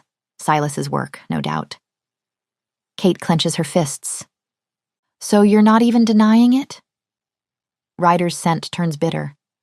She wants to smooth away that wounded look, to kiss him, to shake him. So now when people accuse me, you just believe them? The words tear from her throat. Why would they lie? Maybe because they want competitors to hate me enough to quit? His jaw tightens. So you didn't send them? She shakes her head. I can't believe you'd even ask me that. You know I'd never hurt you. But you did hurt me. Ryder's voice is quiet, but it cuts deeper than a shout. Kate turns away. This conversation is going nowhere. You're not solving the riddle here. Go. Ryder hesitates. Why are you here? His voice softens. For a moment, he looks at her like he used to. Like she matters. If only he could hear her. 6 years ago, she had chased after him after their fight. Found him drunk at a bar, barely coherent. And then Silas had appeared. Poor Ryder, he'd said, his smirk cruel. He's heartbroken over our betrothal. There is no betrothal, Kate had snapped. Everyone thinks we're a done deal, Kate. At some point, you'll be mine. Ryder understands that, so don't bother contradicting him when he sobers up. And then, Silas had placed a hand on Ryder's neck. Otherwise, I'll end him. Kate had gaped too long before finding words. As if you could take him. Perhaps not. But if he doesn't expect it? He trusts me, you know. He's been confiding in me all night. He thinks he's unworthy of you. Really wasn't that hard to convince him you thought the same. The next morning, Ryder had been gone. And Kate had let him go, because the alternative was worse. Now, in the dim library, that same helplessness crushes her chest. Tell me, Ryder insists. What are you looking for? What's going on with you? You wouldn't believe me if I told you. Try me. I have been trying. The words burst out of her, raw and desperate. I tried and it didn't work. You're not making any sense, Ryder complains. Kate feels like crying again. Please just go, she says. You're only wasting my time. And yours. Ryder's expression crumbles before his footsteps fade into silence, leaving Kate alone with her rage and the musty books. She takes in a breath. Time to read again. Her fingers tremble as she turns the pages of the demon tome, then freezes. Through careful pacts, certain humans have been known to harness demonic power for their own use. These individuals can access the demon's magic at will, for a price. Kate's breath catches. A pact. Is that what Silas had done? But if so, how to break demon magic? The clock's chime makes her jump. 9 already. She tears the relevant pages out, grabbing a few more from a second book. She'll have to study them later, somewhere safer. Now onto the riddle. What was the damn riddle? Something about wisdom and stars? Looking for something? Kate spins around. Nathaniel stands in the doorway, a leather-bound book tucked under his arm. His scar seems deeper in the shadows. Any chance you could remind me of that stupid riddle? She asks him. His lip quirks. Well then, that wouldn't be very smart of me, would it? Kate's claws extend. She doesn't have time for games. Nathaniel chuckles, holding up his hands. 3 keys, he says. First in Healing's Keep, second where dead tongues soar. The third where stars align, Kate finishes. And I happen to know where the first one will be. Nathaniel tells her. Medical section, obviously. Hidden behind the portrait of Hippocrates. Kate shakes her head. No, that seems wrong. Not how her father would think. It's in the herbology texts, she says. The ancient healing arts were all plant-based. Nathaniel's eyes narrow. You sound certain.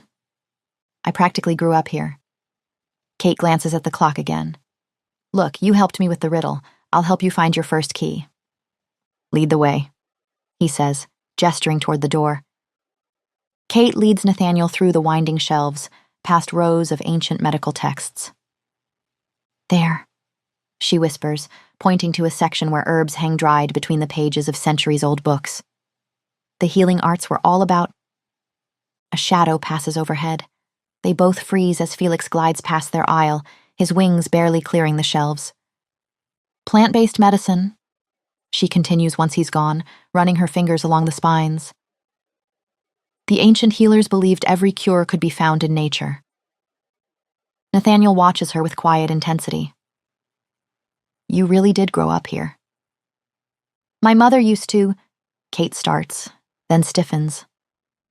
Magnus's frustrated growl echoes through the library, followed by the sound of books hitting the floor.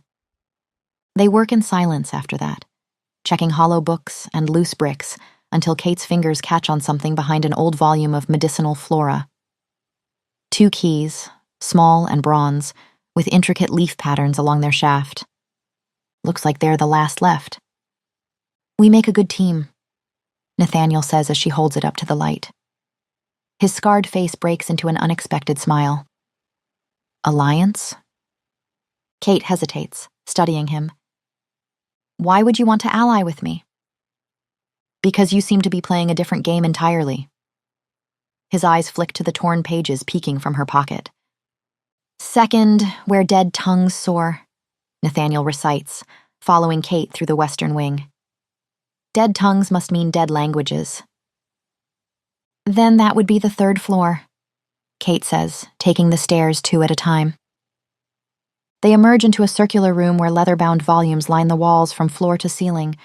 At the center stands a massive reading desk, its surface carved with intricate symbols. Look at these markings. Nathaniel runs his fingers over the desk's edge. They match the spines of those books. He points to a shelf of particularly old texts. Kate nods. It's a classification system. Each symbol represents a different ancient culture. See how they spiral outward? The oldest languages are closest to the center. They split up, Kate taking the inner shelves.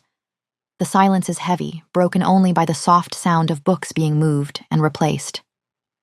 Kate. Nathaniel's voice is sharp. Something's wrong. She turns to find him kneeling by a bottom shelf, examining scattered papers and fallen books. Kate moves to the section Nathaniel indicated, where books bound in scripts she doesn't recognize lie in disarray. Empty spaces gap between volumes like missing teeth. All the keys are gone. Impossible, Kate mutters, but then catches it, the scent of pine and rain. Her heart skips. Ryder. He's angry with me. He must have taken the keys. Nathaniel surveys the mess with a frown. We track them. Kate's already scanning the floor. They're headed up. They follow the scents up the spiraling staircase to the astronomy tower, where a glass dome crowns the ceiling and painted constellations glitter on dark walls. Derek lounges against a celestial globe, tossing a key between his hands with calculated nonchalance. Took you long enough. You're better than this, Nathaniel says, and there's history in his voice. Derek's laugh is hollow. Am I?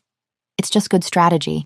You two had the last keys anyway. The others are probably already finishing. But Kate barely registers their exchange. She's locked eyes with Ryder, who stands by the window, backlit by morning sun. The hurt in his gaze is raw, unguarded. Is this because you think I'd try to get you eliminated? The words slip out before she can stop them. Number 1. He runs a hand through his hair, a gesture so achingly familiar it hurts. Just trying to help Derek win, nothing personal. Nothing personal? Kate repeats, her voice screeching. Look, we can settle this easily, Derek cuts in, his tactical mind clearly at work. We give you back your keys, but we get head start to the finish line. Kate takes in Ryder's expression, closed of and hurt. She can't tell him the truth, but perhaps she can work to earn back his trust. Fine, she decides, meeting his eyes. Deal. Surprise flickers across Ryder's face at her quick agreement, but there's no time. They descend together, an awkward quartet, just in time to see Magnus storming out the library's main doors. Derek goes first, then Ryder, who drops the keys behind him without looking back, though his hesitation speaks volumes. Kate and Nathaniel stand in the entrance hall, 3 keys each gleaming in their palms. The choice hangs heavy between them. Go, Nathaniel says quietly. I'm withdrawing. Kate stares at him. Why would you? Because winning means mating with you. A startled laugh escapes her. Am I that terrible? Number 1. His smile is gentle, knowing, but I won't mate with a woman who's clearly in love with another man. I'm not in love with Ryder, she says automatically. His eyes crinkle. I never mentioned his name. Heat floods her cheeks as the clock begins to chime. Go, he says, before time runs out. She runs, making it through the doors just as the final bell tolls. Chapter 10. Ryder paces the length of the waiting chamber, each step echoing off stone walls that feel closer with every pass. The massive oak doors ahead remain sealed, concealing whatever fresh hell Jensen has devised for the 5th trial. His wolf prowls restlessly beneath his skin, setting his nerves on edge. You know, Derek drawls, wearing a hole in the floor won't make those doors open any faster. Ryder grunts, not breaking stride. 4 contenders left, Derek continues, his voice carefully casual. Amongst which us. We've actually got a real shot at this now. He pauses, testing the waters. Assuming you're still committed to our arrangement. Of course I am. The response comes automatically, but something in Ryder's chest twinges. Good. The Winter Pack's resources could change everything for you. No more being looked down on by old blood. Ryder's jaw clenches. I know what's at stake. Do you? Derek's tone stays light, but there's steel underneath. Because lately you seem distracted. I'm focused, Ryder snaps.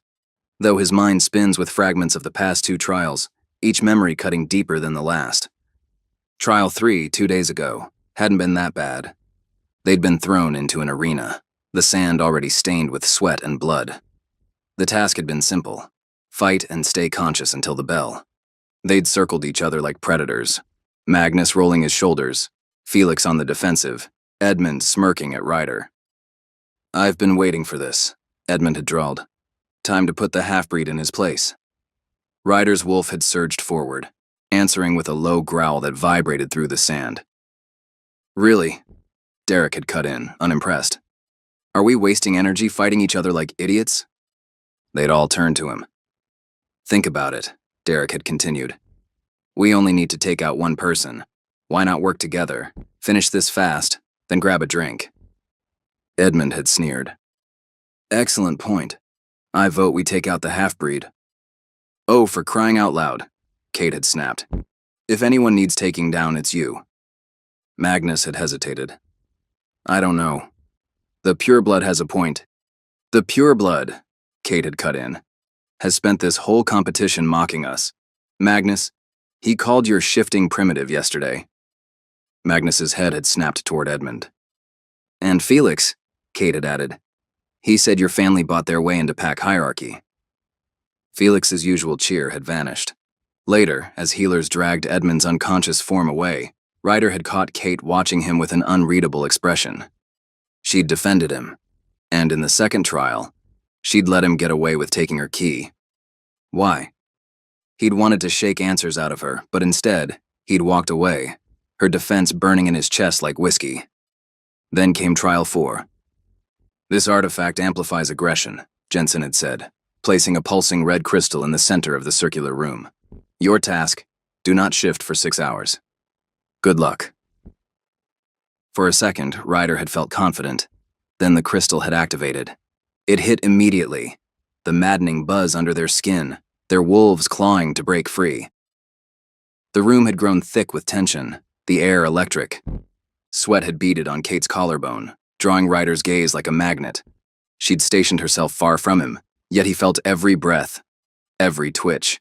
She kept biting her lower lip raw. His wolf had stirred, wanting to chase that hint of blood with his tongue. Keep it in your pants, lover boy, Derek had muttered, hands trembling with restraint. But Ryder had barely heard him. The crystal stripped away everything but instinct, and suddenly all he could think about was Kate. Then she'd met his eyes, pupils blown wide with the same desperate hunger. A soft sound, half growl, half whimper, escaped her throat, and his control had nearly snapped. Just say it, he'd demanded, stalking toward her. Whatever you're holding back, Kate. Just say it. I can't, she'd whispered, her voice barely audible over their ragged breathing. Her tongue had flicked out to wet her lips. His wolf had howled. For fuck's sake, just kiss already. Felix had groaned from the background. The crystal had pulsed harder. Derek's shoulders had tightened. Magnus had started growling, his eyes flickering gold. Can't or won't, Ryder had rasped, stepping closer. God, she'd smelled so good. Both. Her voice had cracked. She'd pressed her palms against her eyes, chest rising and falling too fast. God, I miss you so much it hurts. The confession had hit him like a blow. He'd stepped forward, the need to touch her overwhelming. Then a strangled gasp had shattered the moment. No, no, no, Felix had muttered, his usual composure fracturing. His form had flickered between human and bird. I can handle this. I can... Too late. With a screech that made them all wince, Felix had lost the battle. He'd taken panicked flight around the chamber, dive-bombing overhead. They'd all scrambled away as he whipped past, Ryder catching one last breath of Kate's scent. Wild, wanting, his. Before Jensen and Silas had burst in to restore order. Now, waiting for the 5th trial, Ryder's thoughts spiral. Every interaction with Kate leaves him more confused. She defends him one moment, runs the next, says she misses him, yet refuses to explain why she broke it off in the first place. The oak doors creak open. They're ready for you, Alpha Ryder, a guard announces. Derek's hand lands on Ryder's shoulder, grip just tight enough to feel like a warning. Remember what we discussed. Eyes on the prize. Ryder shrugs him off, striding toward the doors. The prize. Right. Except when he tries to picture victory, all he sees is Kate. The oak doors open to reveal a sunroom that seems plucked from a fairy tale. Morning light streams through arched windows, casting golden patterns across a delicate tea service. Ryder. He barely has time to register Bianca rising from the table before she's launching herself into his arms. It's so good to see you, she exclaims. Jensen clears his throat, attempting to look stern and official. The 5th trial will test your suitability as a mate. You must convince my daughter Bianca that you would be. He breaks off, his composure cracking. My boy, you've done so well for yourself. Did you hear about how he started his own pack, Bianca? Brilliant tactical thinking, just like I taught him. Daddy. Bianca's eye roll is audible. This is supposed to be my trial. Right. Jensen straightens, then immediately ruins it by clasping Ryder's shoulder. But he really is doing remarkably well, isn't he? Door, Bianca points firmly. Going. Jensen backs away, still beaming. Bianca shakes her head fondly before taking Ryder's hand and pulling him to the table. Sit. You look like you're about to face execution instead of having tea with your favorite sister. Ryder settles into the dainty chair. This is the trial? Mm-hmm. She pours tea with practiced grace. The goal is to convince me you're good enough for Kate. Though honestly, her eyes twinkle. You passed years ago, Scone? Wait. He frowns. Does Kate have to prove she's good enough for Kate? Bianca's expression turns serious. Actually, she has to prove she's better off mateless, though obviously she already passed. I'd never force her into anything she doesn't want. She brightens. You've been amazing in the trials, by the way. We're overjoyed you came home to compete. I didn't come back to compete, Bianca. Ryder shifts uncomfortably. I only came because of your letter. Because you asked me to. I was worried about you. Bianca takes his hand, her smile gentle. And I'm worried about Kate. She tells him. You know how she is. She doesn't like to look vulnerable. But she hasn't been doing well, Ryder.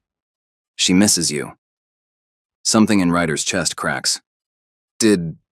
Did she actually say that? He asks. Bianca snorts. Of course not. But I'm not blind. She's been refusing mates for years. She leans forward conspiratorially. Everyone thinks it's because of Silas, but please, I know my sister. She was waiting for you. Bianca, Ryder begins, throat tight. I don't think you've got the full picture here. Kate is the one who ended things. She wouldn't do that. Bianca's expression clouds.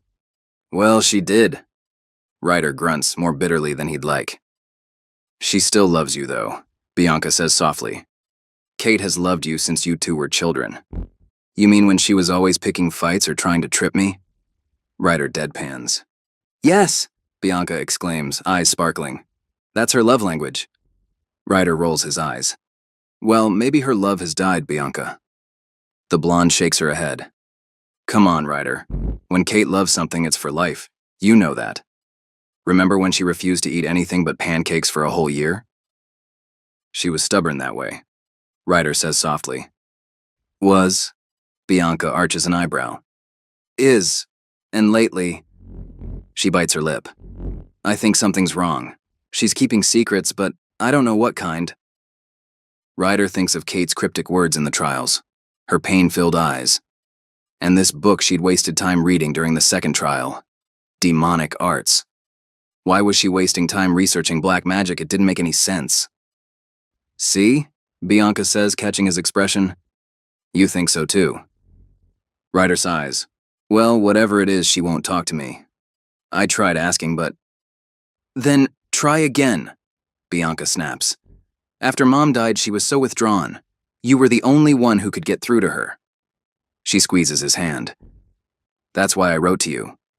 I think she needs you. Whatever's hurting her, you're the only one who might get her to open up. Something cold and uncomfortable settles on Ryder's chest. Had he gotten it wrong? Had he made a mistake leaving when he should have been fighting for Kate? But how long was he expected to pull when she kept pushing him away? When they'd been young, it had taken years for Kate to open up and let go of her defenses. He remembers being so fed up with it all. He'd grabbed onto Nightshade during one of their trips and threatened to take it if she didn't finally admit they were friends. Kate had called his bluff, and then... He remembers her piercing scream and tears after he'd swallowed the Nightshade, her face white as sheet and trembling hands. Bianca, he murmurs, avoiding her gaze. I didn't come back for Kate. I only agreed to compete in these trials because of Derek, to help him win. He promised my pack resources and I just... Bianca squeezes his hand. And is that still why you're here? She asks softly. Her knowing smile makes him squirm. And if it was, he challenges, would you fail me? Keeping quiet, Bianca searches his gaze. I'd deserve it. Ryder murmurs. In fact, you really should fail me. The silence stretches, Bianca's gaze unwavering. Then, a small amused smile stretches her lips. Nah. She waves dismissively. I'm failing Magnus. He came in here spouting nonsense about women being too emotional to run trials. Can you imagine him with Kate? She'd remove his favorite parts within a week. A startled laugh escapes Ryder. I'm rooting for you, Ryder. Her eyes soften. I can tell you make my sister happy. I hope you realize it too. Chapter 11. You're being ridiculous. Bianca's words echo in Kate's mind as she follows the guards down the torchlit corridor. Ryder came back for you. Why else would he be here? Kate's wolf paces restlessly beneath her skin, agitated by her sister's well-meaning but impossible suggestions. If only Bianca knew. If only Kate could tell her that, yes, of course she wants Ryder back so badly it physically hurts. But that having him means condemning Bianca to Silas. Her eyes drift to Ryder's broad shoulders ahead of her. Even now, after everything, just looking at him makes her chest ache. He still loves you, Bianca had insisted. Anyone with eyes can see it. Anyone with eyes clearly needs their vision checked. Kate's seen how Ryder looks at her now, cold, angry, betrayed. Get it together, she scolds herself. She has a pack to win, a sister to protect. She can't afford to moon over Ryder like some love-sick teenager, especially when he's made it clear he's only here to help Derek claim her territory. The guards stop before a set of heavy iron doors. Kate squares her shoulders, forcing thoughts of Ryder aside. Whatever this sixth trial brings, she needs to focus. She needs to win. Her father appears, expression unreadable, and Kate's wolf bristles. The sixth trial, he intones, will test your... He pushes the doors open with unusual haste, and Kate's prepared retort dies in her throat. Instead of another arena or deadly challenge, a cozy dining room awaits them. The table gleams with silver and crystal, steaming dishes sending mouth-watering aromas into the air. A fire crackles in an ornate hearth, its warmth beckoning like an embrace. Her wolf's hackles rise immediately. After years of Silas's manipulations, Kate knows better than to trust anything that seems too perfect. Sit, eat, her father commands, gesturing to the clock above the mantel. When it strikes 12, leave the room. Last one out is eliminated. He backs away with strange urgency, pulling the doors closed behind him. The three of them stand frozen, assessing. This has to be a trap, Ryder says, circling the table with careful steps. His fingers trail over a chair back, testing for triggers or spells. Maybe the room's an illusion? Kate suggests, though the fire's warmth feels real enough on her skin. It's a soft, languid warmth, real, but not scorching. Perfect. Derek prowls the perimeter, examining the walls. Hidden doors? Secret passages? Kate lifts a silver cover, sniffing at a perfectly roasted duck. Could be poison, she muses, though the aroma makes her mouth water. Nightshade's odorless, Ryder points out. Kate sends him a warning look, worried he might offer to taste it for them. Her chest tightens at the memory of him drinking the poison in their youth, of her panic when she thought she'd lost him. There has to be more to it. Derek completes his circuit of the room. Maybe we need to solve a riddle? Find a key hidden in the food? Or maybe... Ryder's voice trails off as he sinks into a chair. Maybe we just... wait? She catches him watching her, his expression unreadable. After a moment's hesitation, both she and Derek join him at the table, though none of them touch the food. Minutes tick by, marked only by the fire's gentle pops and sparks. Kate finds her gaze drawn to the flames, their dance hypnotic and soothing. Focus, she tries to tell herself. Well, Derek says finally, breaking the silence.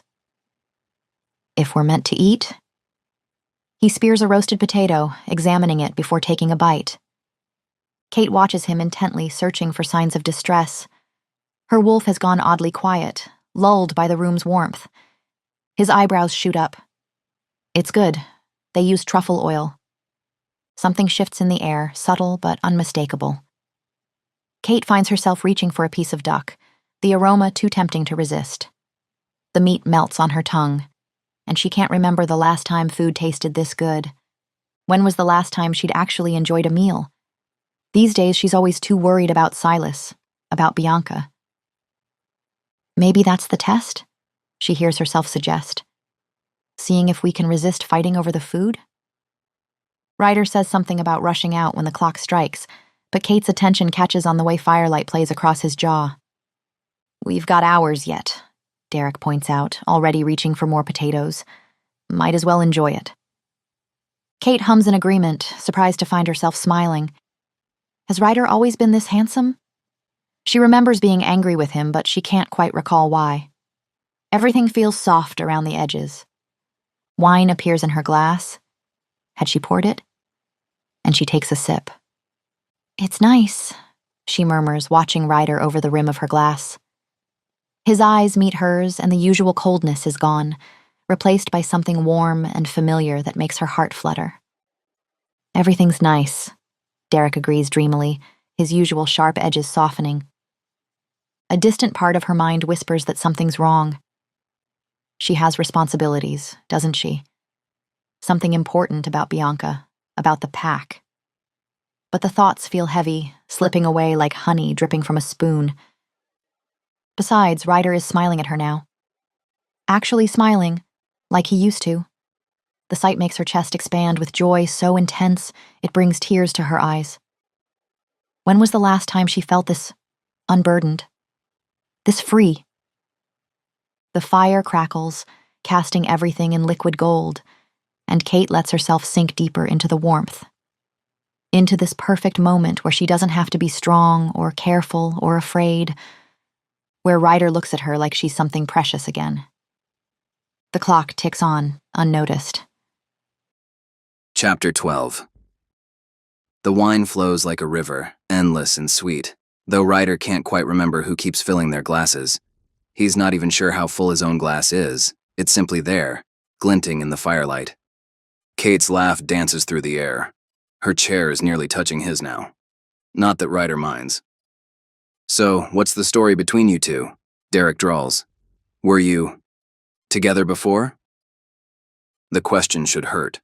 Ryder knows this somewhere deep in his bones. But instead, he finds himself smiling, the edges of the memory indistinct. Kate used to torment me, he drawls. Was making out with me really such a torment?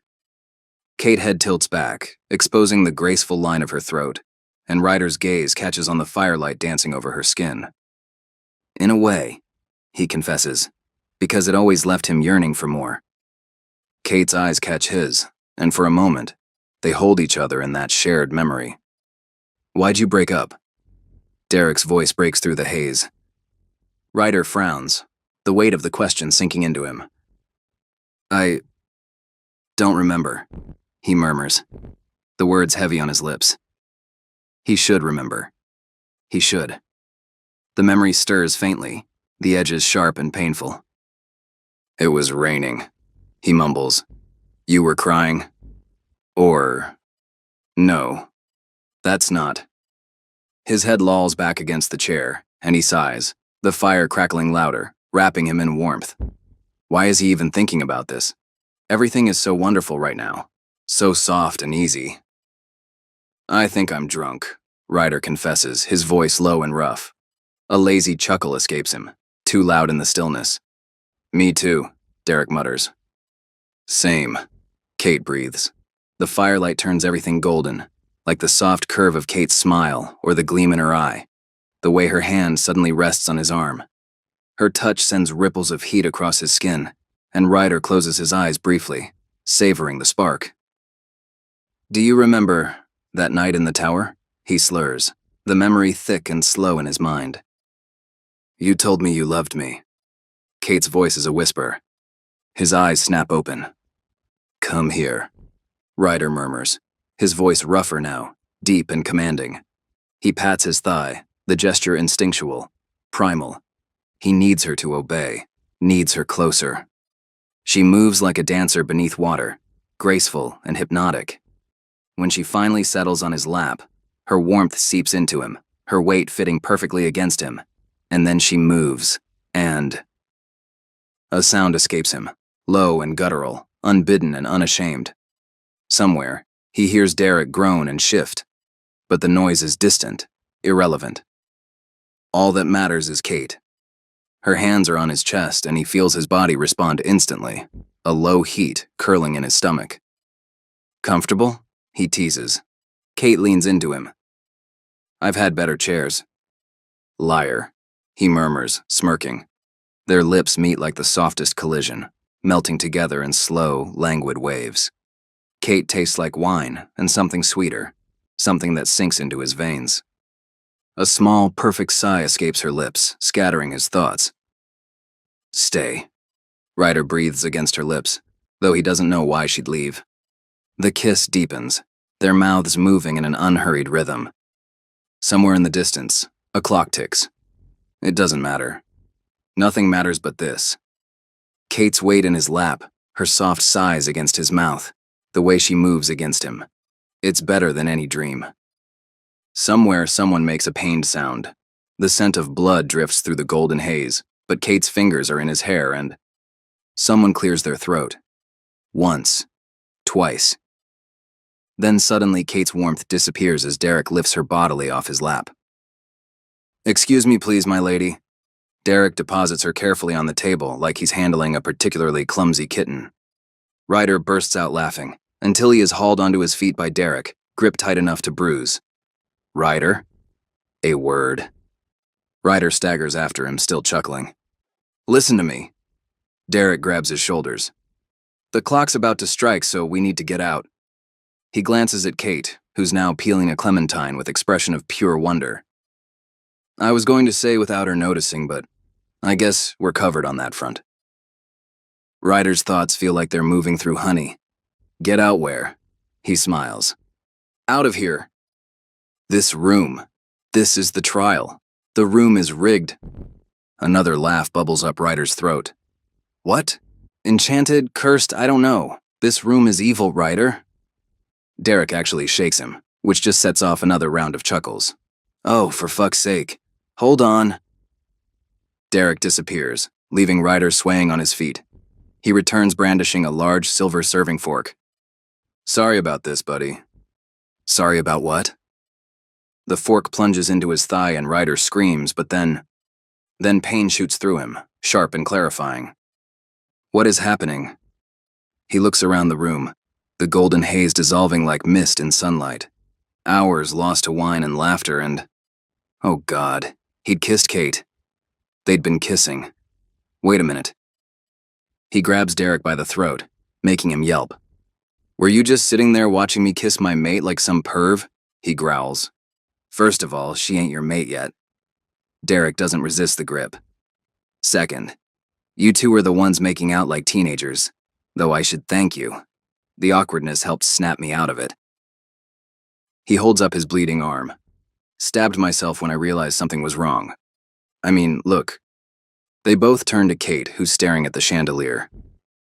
It's just so beautiful, she whispers reverently. Ryder curses.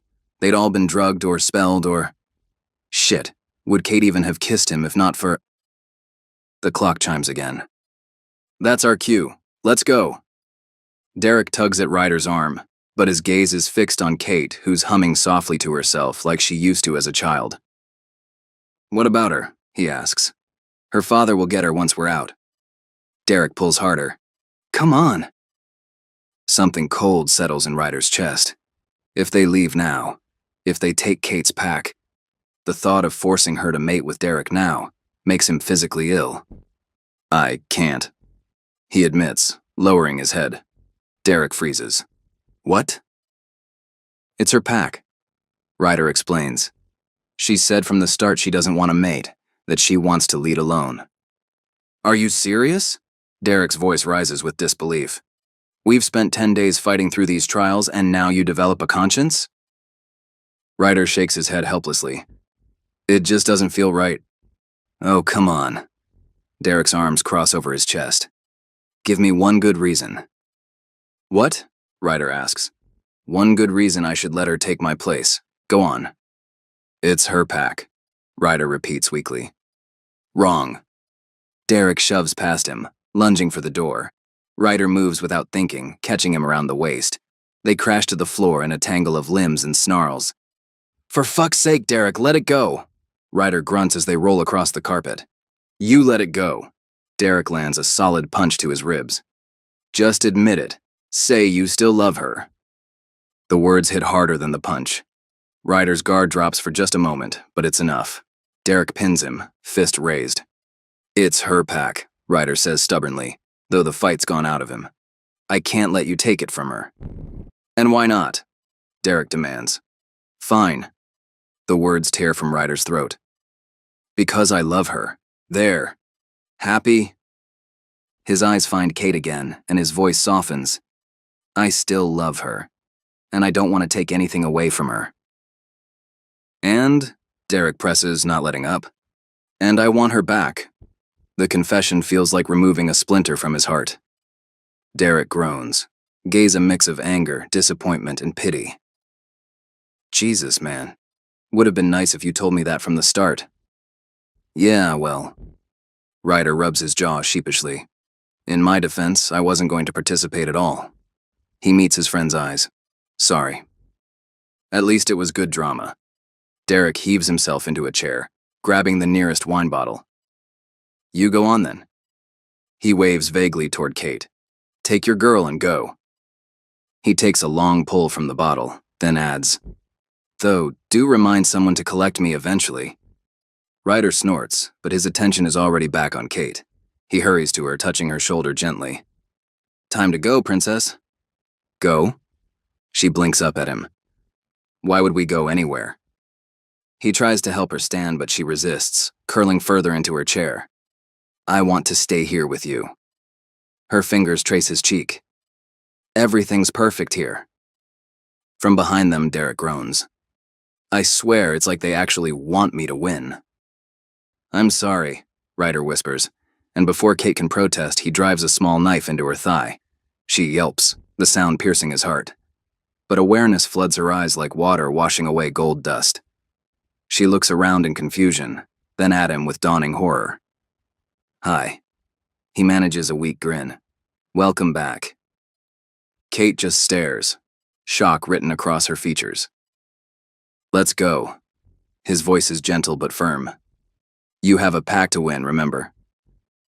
He takes her hand, pulling her to her feet. She stumbles, leg buckling, and he catches her against his chest. "I don't want to go," she whispers. "What are you talking about?" Ryder frowns. "We have to. I don't want to go." She buries her face in his neck, shoulders shaking. "Kate." Panic claws at Ryder's chest. "It's going to be okay." "You don't know that." Her voice cracks on the words. "Yes, I do." He sits her down again, cradling her face in his palms. "Because we'll be together." She shakes her head, tears falling. "You left." "You left me with him.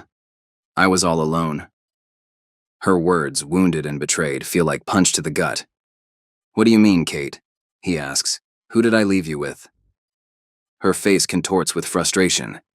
And then, Kate screams.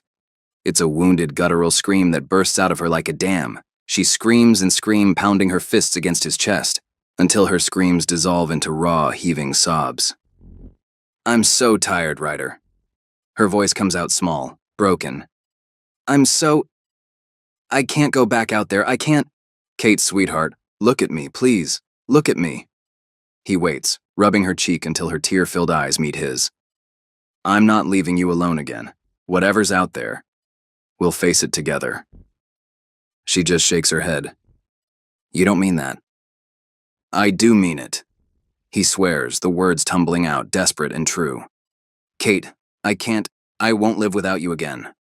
She stares at him, tears still streaming. "What?" "I love you," Ryder murmurs. "I've never stopped loving you. I was a fool for leaving, for not fighting harder for you." His voice cracks. "But I swear on my life, I'll never make that mistake again. I'll fight for you with everything I have." He cradles her face in his hands. Her eyes are wide and wet. "I love you too." She whispers, so softly he almost misses it. His heart stops. Say it again. He breathes. A watery laugh escapes her. You know I don't like to repeat myself. Joy explodes in his chest. He kisses her, her forehead and cheekbones, tasting salt and sweetness, then her mouth again. You love me? He asks, laughing against her lips. Bro's so blind I don't know how he gets girls. Derek sighs from his chair. This snaps Ryder out of it. We need to go, he says. He lifts Kate into his arms, carrying her to the door. Go on. I'll be right behind you. Do you promise? She asks, uncertain. I promise I'll be here, darling. Trust me. She goes reluctantly. Ryder turns back to Derek, who's humming contentedly to himself, lost in the room's golden haze. I'm sorry, he says again, meaning it for more than just tonight. Then he follows Kate, determined to honor his promise to her. Chapter 13. Kate. Kate paces her chambers like a caged animal, the taste of Ryder's kiss still lingering on her lips. He loves her. The memory of his face in that enchanted room, open and vulnerable when he'd confessed. She presses her fingers to her lips, fighting back a smile even as anxiety claws at her throat. Because they're the only two left in the trials now. One of them will win tomorrow, and then what? If Ryder wins, she is screwed. He'd never understand why she needs to banish Silas. And even if she was to win, the second she'd take Ryder as her mate, Silas would have Bianca. Kate would somehow need to convince her father to hand over pack leadership immediately, and even if by some miracle he agreed, she'd be sharing authority with her mate. There's only one real option. She has to win the trials and wait to take control of the pack while still unmated. Only then can she banish Silas with no one to stop her. After that, beg for Ryder's forgiveness? God, the way he'd smiled at her earlier when she told him she loved him back. Like he couldn't quite believe it, just like he'd had trouble believing it when they were younger. My fault, she thinks bitterly. All those years I spent tormenting him instead of admitting how I felt. She can't lose him again, Kate decides. She'll talk to him. She'll convince him to forfeit, to let her have the pack, and to leave for a time, but only for a time, until they can truly be together. It's a terrible plan, but it's the only one she has. Glancing at the window, Kate grimaces. Getting to the guest wing won't be easy. Silas's guards are everywhere. But what's a little midnight parkour compared to losing Ryder forever? She slips out her window with practiced ease, bare feet finding familiar holds in the ancient stone. Moonlight bathes the grounds in silver, and Kate sticks to the shadows, timing her movements between guard rotations. The guest wing looms ahead, its windows dark except for one room where a guard dozes in his chair. Kate counts his breaths, waiting until they even out completely before darting past. Inside, she follows Ryder's scent through hushed corridors, the trail growing stronger with each step, leading her straight to his door. Her heart pounds as she eases it open. The room is awash in moonlight, and there, sprawled across silk sheets, one arm thrown carelessly above his head, is Ryder, features softened in sleep. Her wolf practically purrs at the sight. Mine, something primal in her whispers. His hair is tousled, falling across his forehead in that way that always made her fingers itch to brush it back. Ryder, she whispers, letting her hand trail down to cup his cheek. He doesn't stir. Smiling, she leans down to press a kiss to his forehead. Wake up, Ryder. Nothing, not even a flutter of eyelashes. Her smile drops. Ryder? She squeezes his shoulder gently, then less gently. Ryder, come on. A soft sigh escapes his lips, but his features remain lax, and something cold settles in Kate's stomach. She shakes him harder. His head lolls to the side, utterly limp, but he sleeps on, beautiful and still as death. Panic claws up her throat. Ryder, please, wake up. She pats his cheeks, desperation building. It's no use, a voice whispers from the darkness. He won't hear you. The words seem to drop the temperature in the room by 10 degrees. Kate's spine stiffens as Silas materializes from the shadows. She places herself between him and Ryder's unconscious form, her wolf snarling beneath her skin. What did you do to him? Her mind races with possibilities, each worse than the last. Relax. I only gave him a sedative. Silas laughs. Well, a lot of sedatives. Like, a lot. Hopefully, he wakes up tomorrow. Kate lunges with a snarl, but Silas dances back, still laughing. Doesn't this remind you of that night? He circles them like a shark. 6 years ago, when you wanted to speak to him in that bar, remember? What did I tell you then, Kate? His expression shifts, angelic features turning somber. I told you to let him go. Yet what do? The second he shows up, you're making eyes at him. What do you care? Kate's voice rises hysterically. You've been wanting me to mate since you set your eyes on Bianca. Not when that might mean losing this pack. The mask slips completely as Silas snarls, eyes wild with righteous fury.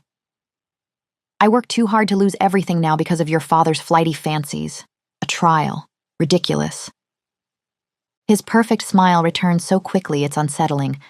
And besides, Kate, I told you, it's you I want by my side, not your sister. So I've had a great idea. Kate steps back. What's that? I'll be declaring my love for you tomorrow, before the last trial. His voice turns silky. Beg your father for a chance to prove myself and participate. You know he'll agree.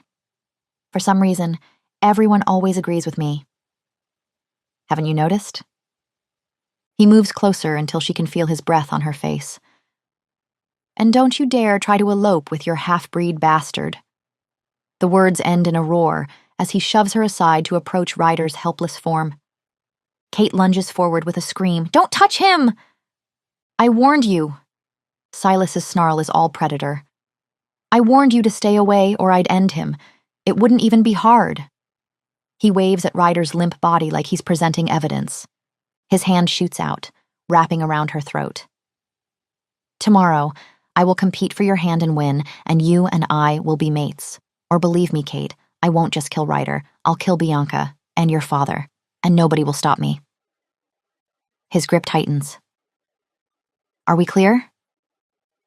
Kate meets his manic gaze, refusing to flinch even as spots dance at the edges of her vision. I said, are we clear, Katrina? Yes. She spits the word like poison, her glare promising future violence. Good. He releases her and she sinks to her knees, gasping. His perfect smile is back in place as he straightens his jacket. I'll see you at the trials.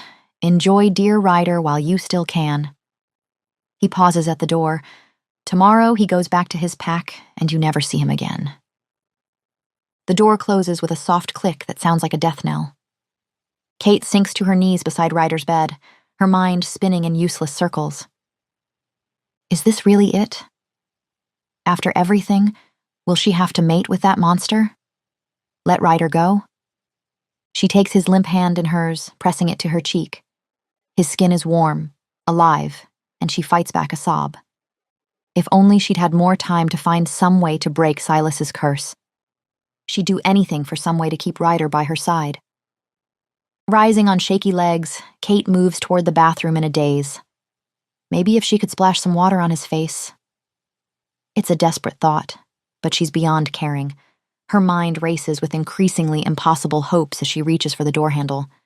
The door swings open and Kate steps through, a space that's definitely not the bathroom. She's standing in what appears to be an ancient bookshop, though she could have sworn it was the middle of the night moments ago. Now the light of dawn streams through dusty windows. Ryder? Kate turns, but the bedroom has vanished. Through the shop's windows, she sees only an unfamiliar cobbled street, buildings that have no business existing on her father's estate. Towering shelves create a maze around her, books crammed into every available space from floor to ceiling. The air is thick with the scent of old paper and leather, but underneath lies something else. Something wrong. The sound of a gun cocking freezes her in place. Don't move, a female voice commands from behind her, or I'll blow your head off. Chapter 14. The gun's muzzle presses cold against Kate's temple, but it's the wild look in the human girl's eyes that makes her freeze. There's something unhinged in that gaze, like someone pushed too far past their limits. Then recognition flickers across the girl's face, followed by exhausted relief.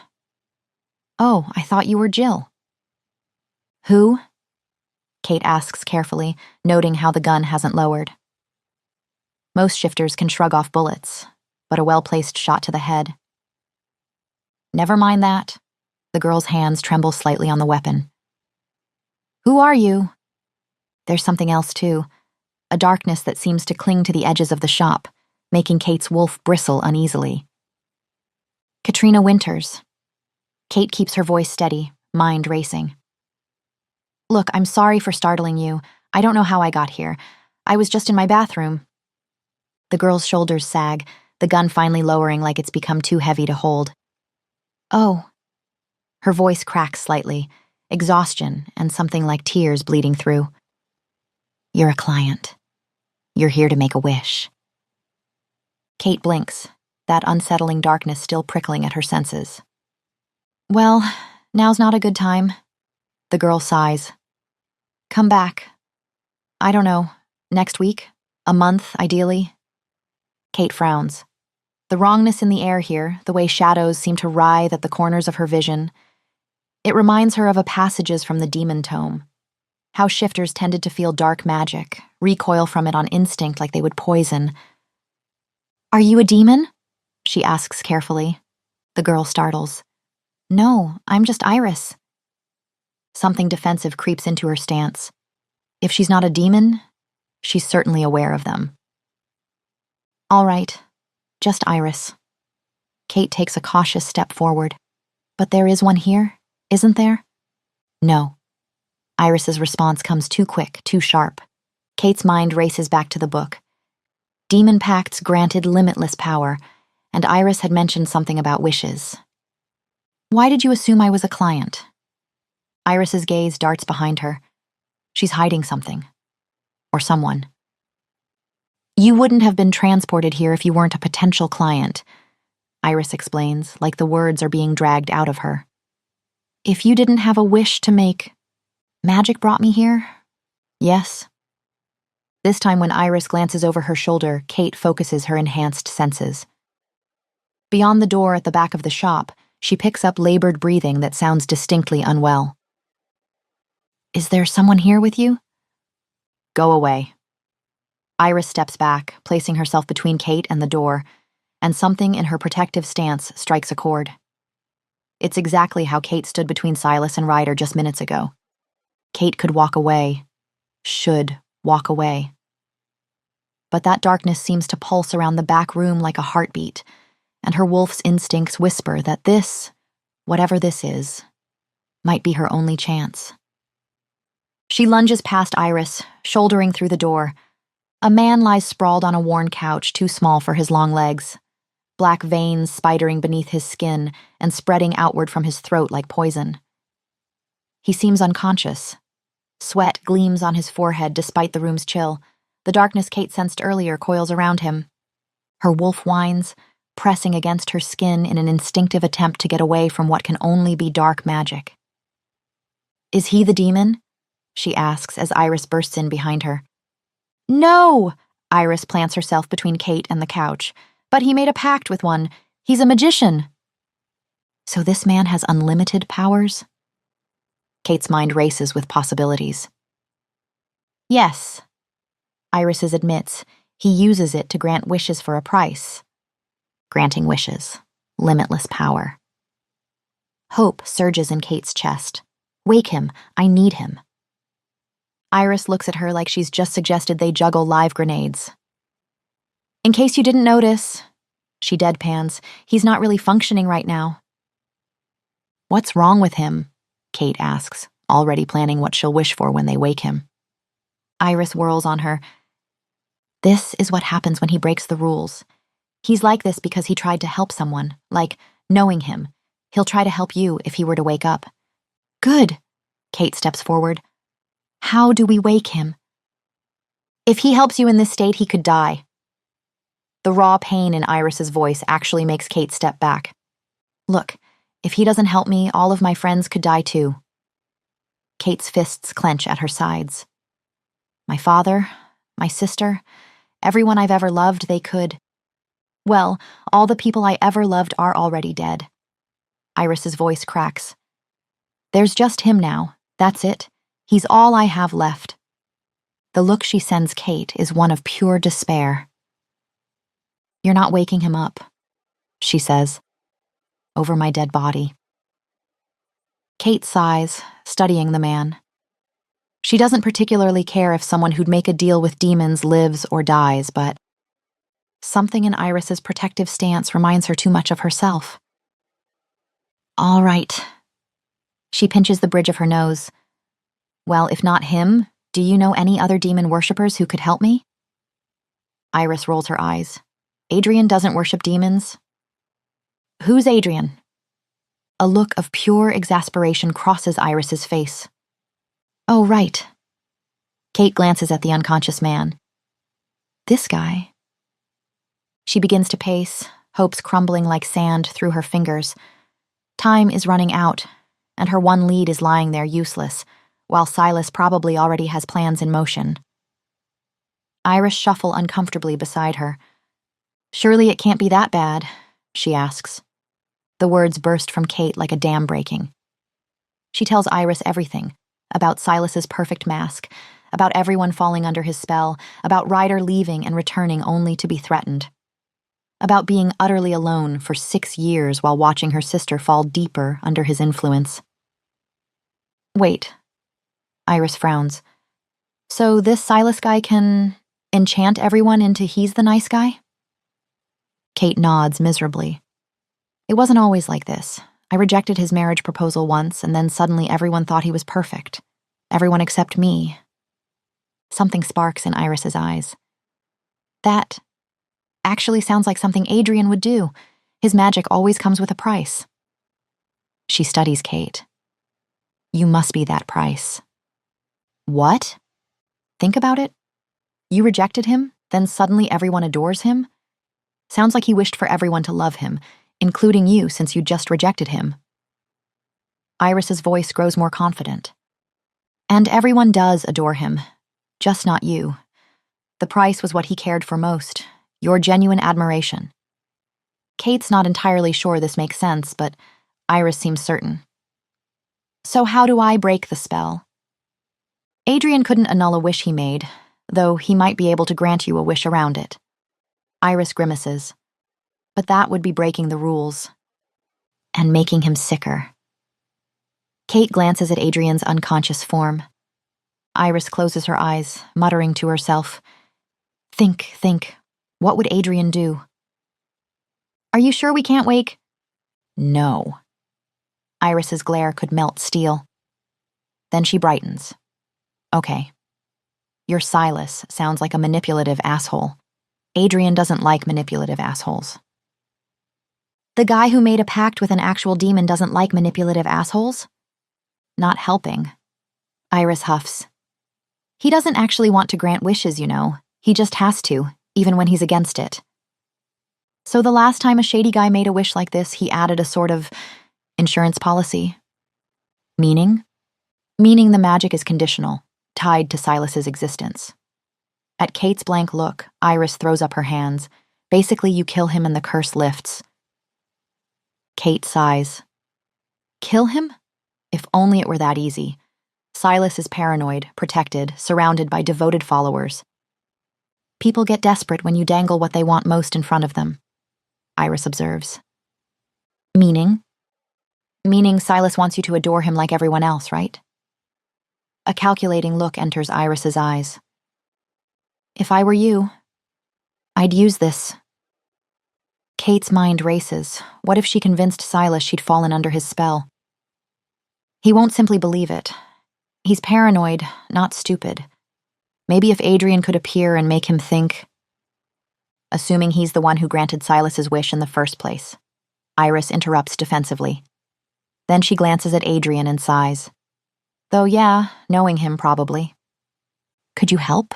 Kate asks. You're his assistant. I've never even seen Silas. My being there wouldn't mean anything to him. But Iris's expression turns thoughtful, then slightly wicked. Although, you have a better idea? Maybe. Iris takes a look at the couch. Adrian's going to absolutely hate it. He's going to be furious. So, that's a no? Iris's grin widens into something a little unhinged. Oh no, she says. I'm definitely in. Let's give this asshole a taste of his own medicine. Kate nods, though not entirely sure if the asshole she's talking about is Silas or the magician himself. Chapter 15. Dawn is still an hour away as Kate paces in the reception room, each step carrying the weight of what's to come. The last trial looms ahead, and with it, everything she stands to lose. You're going to have to be much calmer if you want this to work. A deep, masculine voice cuts through her thoughts. Kate turns to find what appears to be a tall, lean man, lounging in her reading chair with casual grace. The sight is jarring, knowing it's Iris behind those bright green eyes that seem to glow in the dim light. Shouldn't you go and hide? Kate whispers, still unnerved by the transformation. The charm around Iris's neck has worked its magic perfectly. Where the human girl had stood, now sits an elegant figure with sharp features and messy copper hair. Do his eyes actually shine like that? Kate can't help asking. The unnatural brightness makes her wolf uneasy. Yes. The solemn response comes in Adrian's voice, though the slight smirk is pure Iris. Isn't it strange to be in a man's body? Probably not as strange as turning into a wolf. Iris shrugs. Though, to be fair, I'm not actually in a man's body. To me, I feel the same. The charm just creates an illusion that tricks you into seeing Adrian instead of me. Right. Kate catches the sound of approaching footsteps. All right, he's on his way, just like we practiced. Good luck! Iris slips behind a marble column, the movement fluid and graceful in Adrian's form. Kate would worry about Silas catching Iris's scent, but the charm seems to mask that too. Even her enhanced senses can't detect a trace of the other woman. Most importantly, though, according to Iris, the charm would protect her from Adrian's magic itself, meaning Silas's curse wouldn't affect her. The door opens with a soft click that sounds like destiny. You called for me? Silas's perfect smile gleams in the shadows. You won't get away with this, Kate snarls, letting 6 years of hatred fuel her words. I'll never let you take the pack. Silas's perfect smile doesn't waver. You don't have a choice, darling. I'll fight you, every step. Her voice drops lower. I'll end my own life if I have to convince my father you're not worthy. That lands. Silas's mask slips for just a moment, fear flickering in his eyes.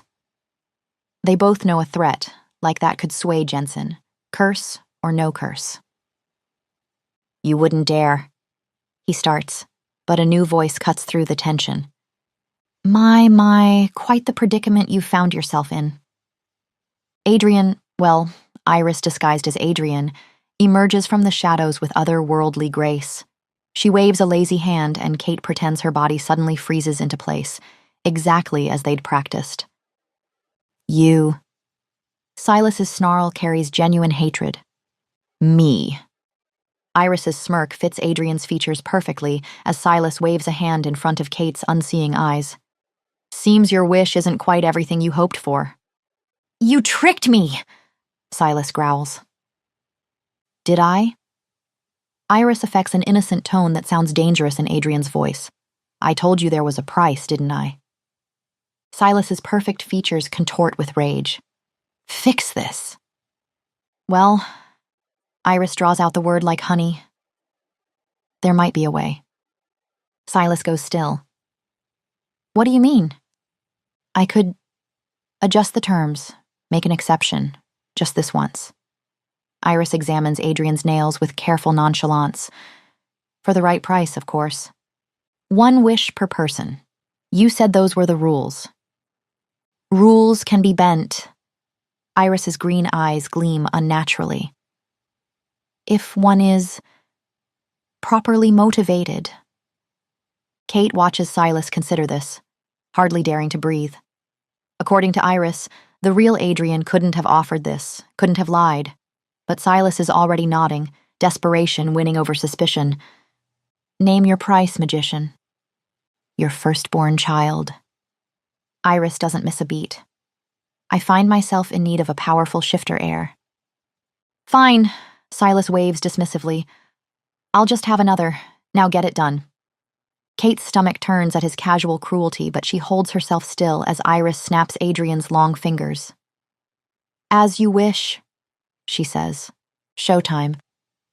Kate blinks rapidly, letting her eyes focus on Silas.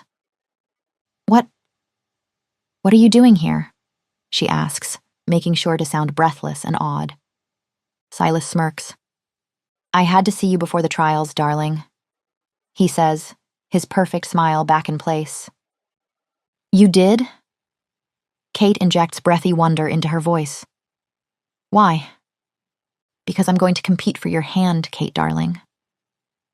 She makes herself smile adoringly up at him, though her skin crawls. Really? She asks. You will? Silas preens, then waves at Iris. Leave us. Iris hurries toward the door, but Silas's voice stops her. Aren't you going to teleport out like usual? I used all my energy on that wish. Iris barely hesitates. Need to replenish it. My guards will show you to a guest room. Silas dismisses her, then turns back to Kate with hungry eyes. Now, precious, he purrs. Tell me how you feel about me.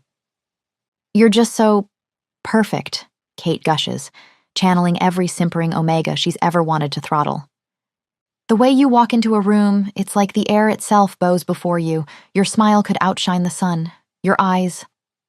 She bats her lashes. They're like sapphires kissed by angels. Go on. Silas leans closer, practically vibrating with pleasure. The very mountains must envy your strength. Kate's wolf gags as she continues. Your voice is like honey dripped in gold. When you fight, it's like watching poetry in motion. More, he demands, eyes glazed with self-worship. Sometimes I catch myself counting your eyelashes because each one is a masterpiece. She's not even trying to make sense anymore. Your mere presence makes flowers bloom and birds sing, and his fingers grip her chin. Show me how much you want me. Kate gulps. Oh God, she's going to have to kiss him, doesn't she? Think of Ryder, she tells herself as Silas's mouth descends. But nothing could disguise this wrongness. Her stomach churns as his tongue forces its way into her mouth. She's about to shove him away, plan be damned, when a knock pierces the nightmare. Yes, she calls out, grateful for the interruption. The door opens. Silas, sorry to bother you, but have you seen... Kate's world shatters as she registers his scent, his voice, before even seeing Ryder. Though nothing could have prepared her for the pain in his gaze as he takes in the scene, her wrapped in Silas's possessive embrace, lips swollen from his kiss, reeking of intimacy. Watching 6 years of love crumble to dust in an instant, Kate sees the exact moment his heart breaks.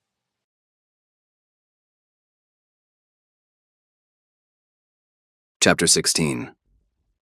Ryder. Consciousness returns to Ryder like swimming through honey, slow and thick. His limbs feel impossibly heavy, his eyelids resisting. Something nags at the edges of his foggy mind. A scent, familiar and beloved, tinged with distress. Kate. The thought pierces the haze. Had she been here? Her scent clings to his skin, too fresh to be imagined. But when he forces his eyes open, the room is empty. Flashes of memory surface, her voice calling his name, fingers brushing his cheek, the sharp edge of fear in her scent. But that can't be right. He'd have woken if she'd been here. Groaning, Ryder pushes himself upright, his head swimming with the motion. His thoughts are oddly disconnected, yet one memory breaks through with crystal clarity. Kate's voice in the enchanted room, soft and sure. I love you too. She loves him, he thinks. After 6 years of hurt and confusion, after everything they've endured, Kate Winters still loves him. Joy surges, unstoppable, and soon Ryder's laughing in sheer relief. They'd been too young the first time, but now, they could get it right. Build something real. The thought energizes him as he stumbles into the shower, plans taking shape. They could combine packs, or he could relocate his operations here and... Oh, who even cares about stupid plans? Soon he'll be holding his mate properly, without enchantments or trials between them. They have all the time in the world. Fuck. He loves her so much it's ridiculous. And she loves him back. Him. Ryder's good mood carries him through dressing, though a question lingers. If Kate been in his room, why hadn't she woken him? The halls are quiet as he searches for her. She's not in the usual meeting spots, not with Bianca. His wolf grows restless, and when passing guard mentions seeing Silas in the East Wing's reception room, Ryder thinks, perfect. Silas will know where she is. Silas has always supported them, even back when. Ryder frowns. Something about Silas feels important, but the thought slips away as he approaches the reception room door. Voices drift through. Silas, sorry to bother you, but have you seen... Time shatters and rebuilds into something wrong. Kate? His voice sounds strange, distant, as though it belongs to someone else. She meets his eyes, and for a moment, regret flickers across her face. Or is it pity? Kate, his Kate, is wrapped in Silas's embrace, her lips swollen from kisses that weren't his. Ryder, my friend. Silas's voice is gentle, almost apologetic. We should talk. But Ryder can't look away from Kate. What are you doing? He asks, throat impossibly tight. Silas's arm tightens around her, protective and possessive. Tell him, darling, he coaxes. You owe him the truth. The truth? Ryder chokes out, though it burns to speak. Kate's voice is soft, intimate in a way that destroys him. Silas is participating in today's trial because he loves me. I do, Silas says. I thought I'd lost him to Bianca, but he loves me still, Ryder. Kate confesses. And I love him too. I can't deny what's between us. Ryder shakes his head, the ground tilting beneath him. Something's wrong, something off, but he doesn't know what. It doesn't make sense. But Kate, you said... He tries, but his voice cracks like glass. I care about you, Ryder, she says gently, as if it could soften the blow. I always will. But Silas is undeniable. I have to be his. You understand? He doesn't. He doesn't understand anything.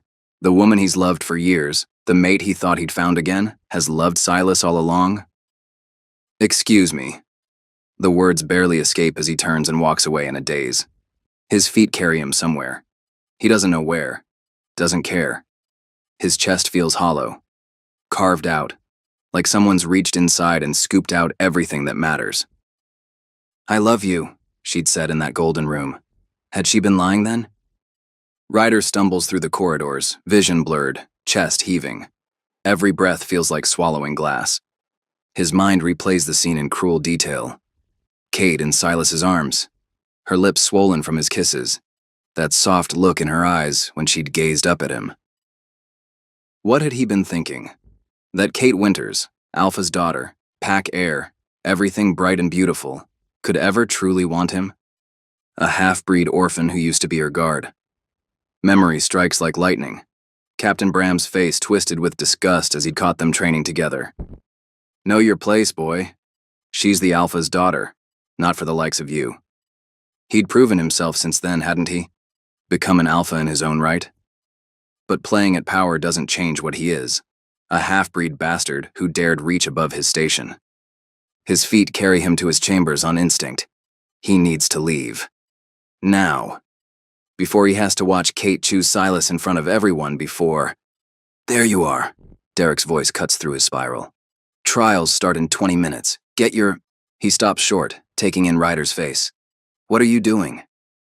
Ryder doesn't answer, yanking clothes from drawers with trembling hands. He can't stay here. Can't breathe here. Are you... packing? Derek's voice rises with disbelief. Leaving? After I gave up my spot for you? I think not. Not now, Derek. The growl tears from Ryder's throat as he tries to push past. Derek plants himself in the doorway, unmovable as stone. What happened? Yesterday it was all sunshine and rainbows with your girl, and now you just... She's not my girl. The words explode from him, raw and bleeding. She loves another. Now get out of my way. That doesn't make sense. Derek's frown deepens. She was literally confessing her feelings for you just yesterday, with hearts in her eyes. I saw it. Yeah, well... Ryder's laugh comes out jagged. That was probably just the enchanted room talking because Kate loves Silas. Silas again? Derek throws up his hands. What is it with everyone and that guy? He's the ideal heir. Ryder's voice drops to something hollow. Unlike me. Oh, come on. Where's all that confidence and charm from when you were swearing your eternal love? In pieces. The words taste like ash. Along with my heart. He moves to leave, but Derek's next words freeze him in place. What if it's a test? He asks, serious. Ryder's shoulders tense. Don't be ridiculous. But what if it is? Derek presses. You swore you'd fight for her, Ryder, and right now it's looking like you're running away. Something snaps inside him. Ryder whirls, fangs lengthening with his fury. The love of my life just told me she's in love with another, he roars. So if you'll excuse me, I think I'm allowed. And I'm telling you, what if Kate's lying? I taught her how to play poker. Ryder snarls. I know when Kate lies. She has a tell, He stops breathing. The memory hits like a physical blow. Kate, young and frustrated, determined to beat him at cards, but never quite managing. She always hated when Ryder could do something she couldn't. Anything you can do, I can do better, she'd claim. Nose in the air. Well, she hadn't managed to beat him at cards and she made him pay for it. Sourly. Years later, she'd been naked in his arms as Ryder confessed how he'd always known when she was bluffing, the way her fingers would twitch at her sides, like she wanted to snap them. You've gone awfully silent, Derek observes. Shut up. Ryder's mind races, replaying the scene in the reception room. He'd been so caught in the pain of seeing her with Silas, he hadn't... Her fingers were twitching. He whispers. What? When she told me she loved him? Hope blooms in his chest, fragile as glass. Her fingers were twitching. I feel like twitchy fingers are important. Derek's lips purse. But I've got to say, I'm not quite sure why. It's her tell. The words burst from him. She was lying. Oh. Derek nods sagely. Well, of course she was. I keep telling you. I've got to get to those trials. Ryder grabs Derek's shoulders, his heart thundering. That you do. They break into a run, tearing through the corridors toward the main hall. Ryder's mind spins with possibilities, hope warring with doubt with every step. What if he's seeing what he wants to see, fooling himself into more heartbreak? If Kate doesn't love Silas, why kiss him? One way or another, he has to know the truth. Chapter 17. Kate. Kate's legs feel like lead as Silas guides her through the corridors toward the main hall, his grip on her arm a steel trap disguised as affection. Her wolf lies curled in a tight ball of misery inside her chest, whimpering at the memory of Ryder's face when he'd seen them. She'd planned for him to see her with Silas, of course, had known it would hurt him. That was the point, wasn't it? But not like this. Not with Silas's taste still bitter on her lips, not with her skin crawling from his touch. She hadn't been ready for the raw devastation in Ryder's eyes, the way his entire world seemed to shatter in that moment. What have I done? You're awfully quiet, darling. Silas's perfect smile carries an edge of warning. Aren't you excited? After all these years, we'll finally be together. Of course, she manages, though the words taste like poison. Her wolf thrashes against her ribcage, desperate to run after Ryder, to explain, to fix what she's broken. But she can't. She'd known this would hurt him, had counted on it even. But she'd thought she'd be able to do so in a controlled environment, one in which she could have made him understand. What a fool she'd been. What kind of monster was she to deliberately wound the man she loves? I can't wait until your father hears we're together. Silas practically vibrates with triumph as he pulls her along. How long do you think until he hands over control of the pack completely? Soon, I hope. The words come out weak, automatic, as her mind spins with panic. She needs Ryder there for the trials, not just there. She needs him present, alert, watching.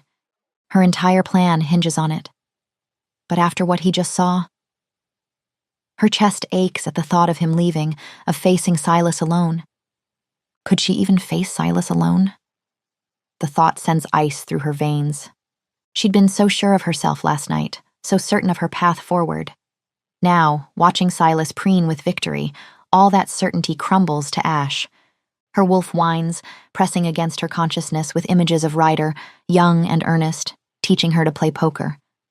Older and beautiful, looking at her like she hung the moon. And now she might have lost him forever. What has she done?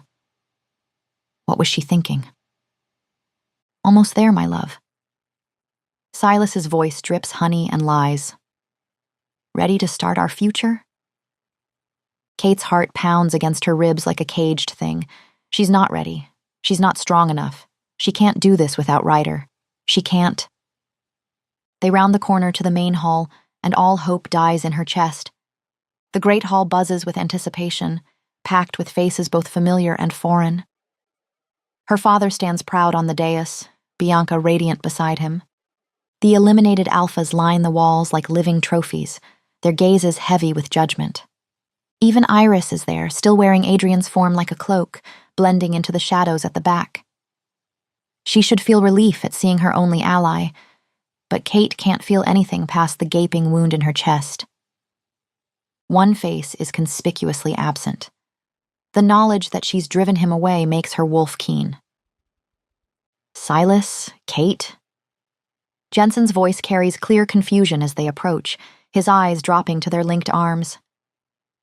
Alpha Jensen. Silas's voice rings with theatrical joy as he lifts Kate's hand. We, your daughter and I, come with the most joyful news. Is that so? Jensen leans forward, curiosity plain on his features. Silas's perfect smile widens as he turns to address the crowd. Kate and I are to be mates, Alpha. His voice booms through the hall. With your blessing, of course. The silence that follows is deafening. Kate watches shock ripple through the assembly like a wave, feels the weight of every stare. Her father's expression flickers between stupor and confusion. What? Jensen's gaze darts between them. But Silas, what about... He glances at Bianca, who stands frozen on the dais. Ah, yes. Silas's tone drips false regret. Sweet Bianca is delightful. But Kate... His grip on Kate's hand tightens painfully. Kate knows her place now. She's learned to submit, to recognize true power, and as Alpha, I'll need a mate who understands hierarchy. Kate's stomach turns as the crowd sighs dreamily. Through the curse's lens, his cruel words must sound like poetry. Beautiful, Jensen whispers, actual tears in his eyes. My boy, I had no idea you felt so passionately about my Katie cat. And you, Kate? Her father's voice is gentle. You feel the same?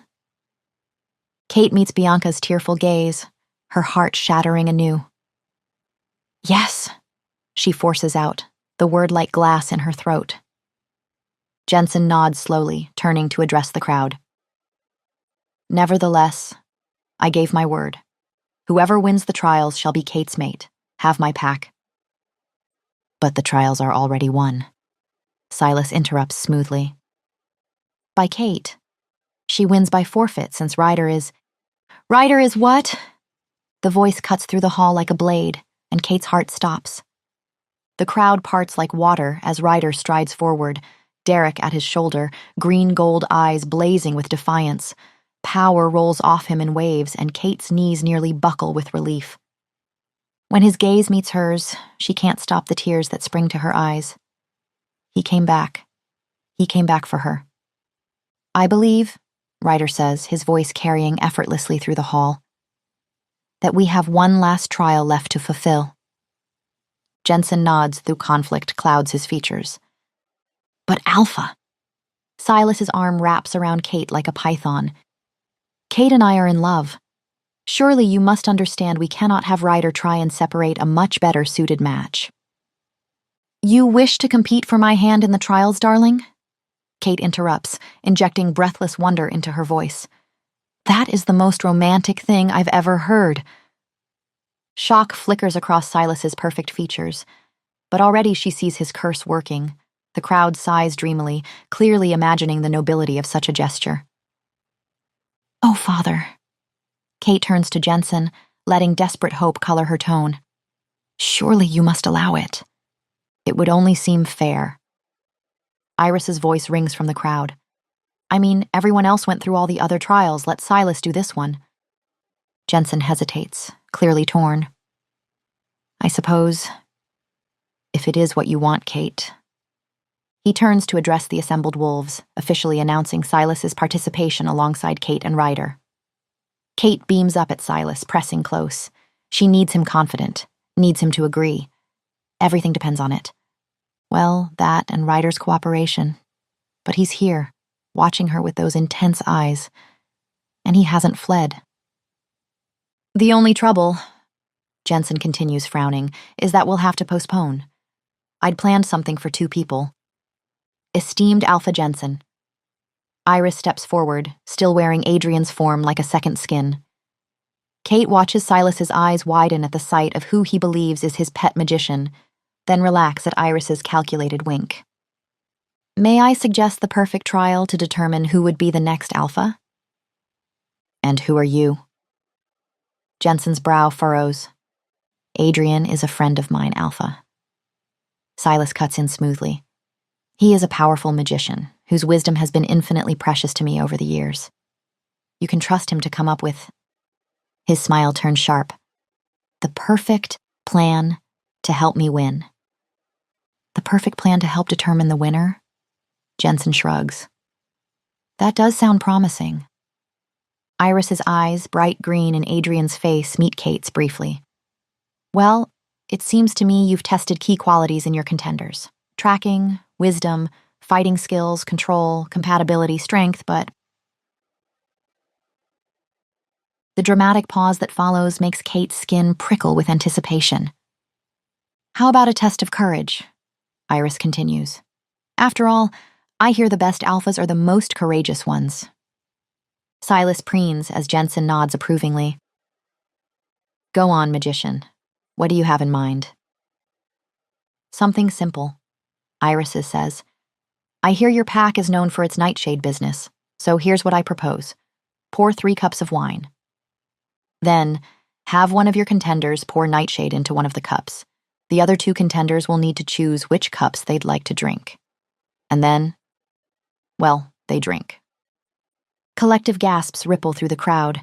Kate makes sure her own features register appropriate shock and fear. Now wait a minute. Jensen starts, clearly alarmed. Are you saying you actually want them to risk their lives for this? Are you saying you'd give your pack to just anyone? Iris's challenge rings through the hall. Surely, your heir should earn their place if you want your legacy to stay strong. Wouldn't you agree? Kate watches her father's expression shift as the trap springs shut.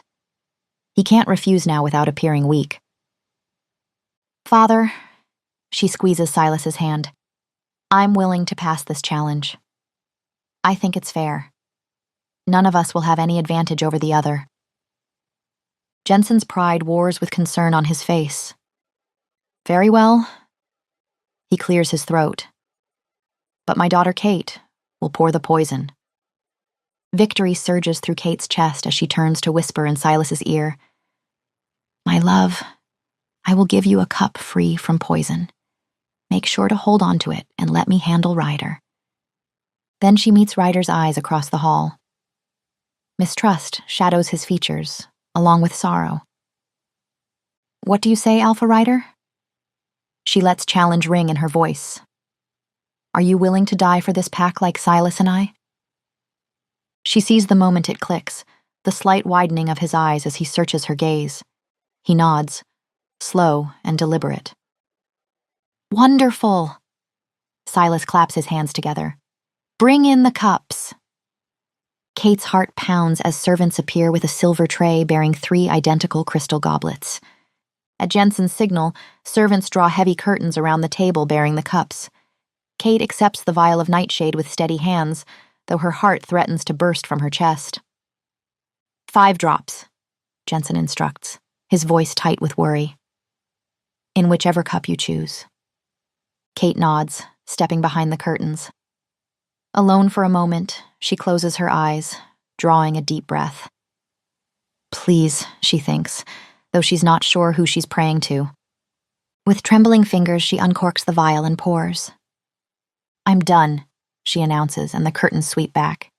Kate lifts one crystal goblet and presents it to Silas with a dazzling smile. My love. He returns her smile, but she catches the flicker of doubt in his eyes. Her chest tightens. If Ryder doesn't understand, if he doesn't play along, everything falls apart. Kate turns to face him, keeping her expression carefully neutral. Choose your cup, Alpha Ryder. Trouble shadows his features as he studies the remaining goblets. Aren't you going to choose for me? His voice carries an edge of unease. If you wish for me to choose for you, Kate's smile doesn't waver, then I will. She lifts the middle cup, offering it to him with steady hands. Will you drink it? Kate asks softly.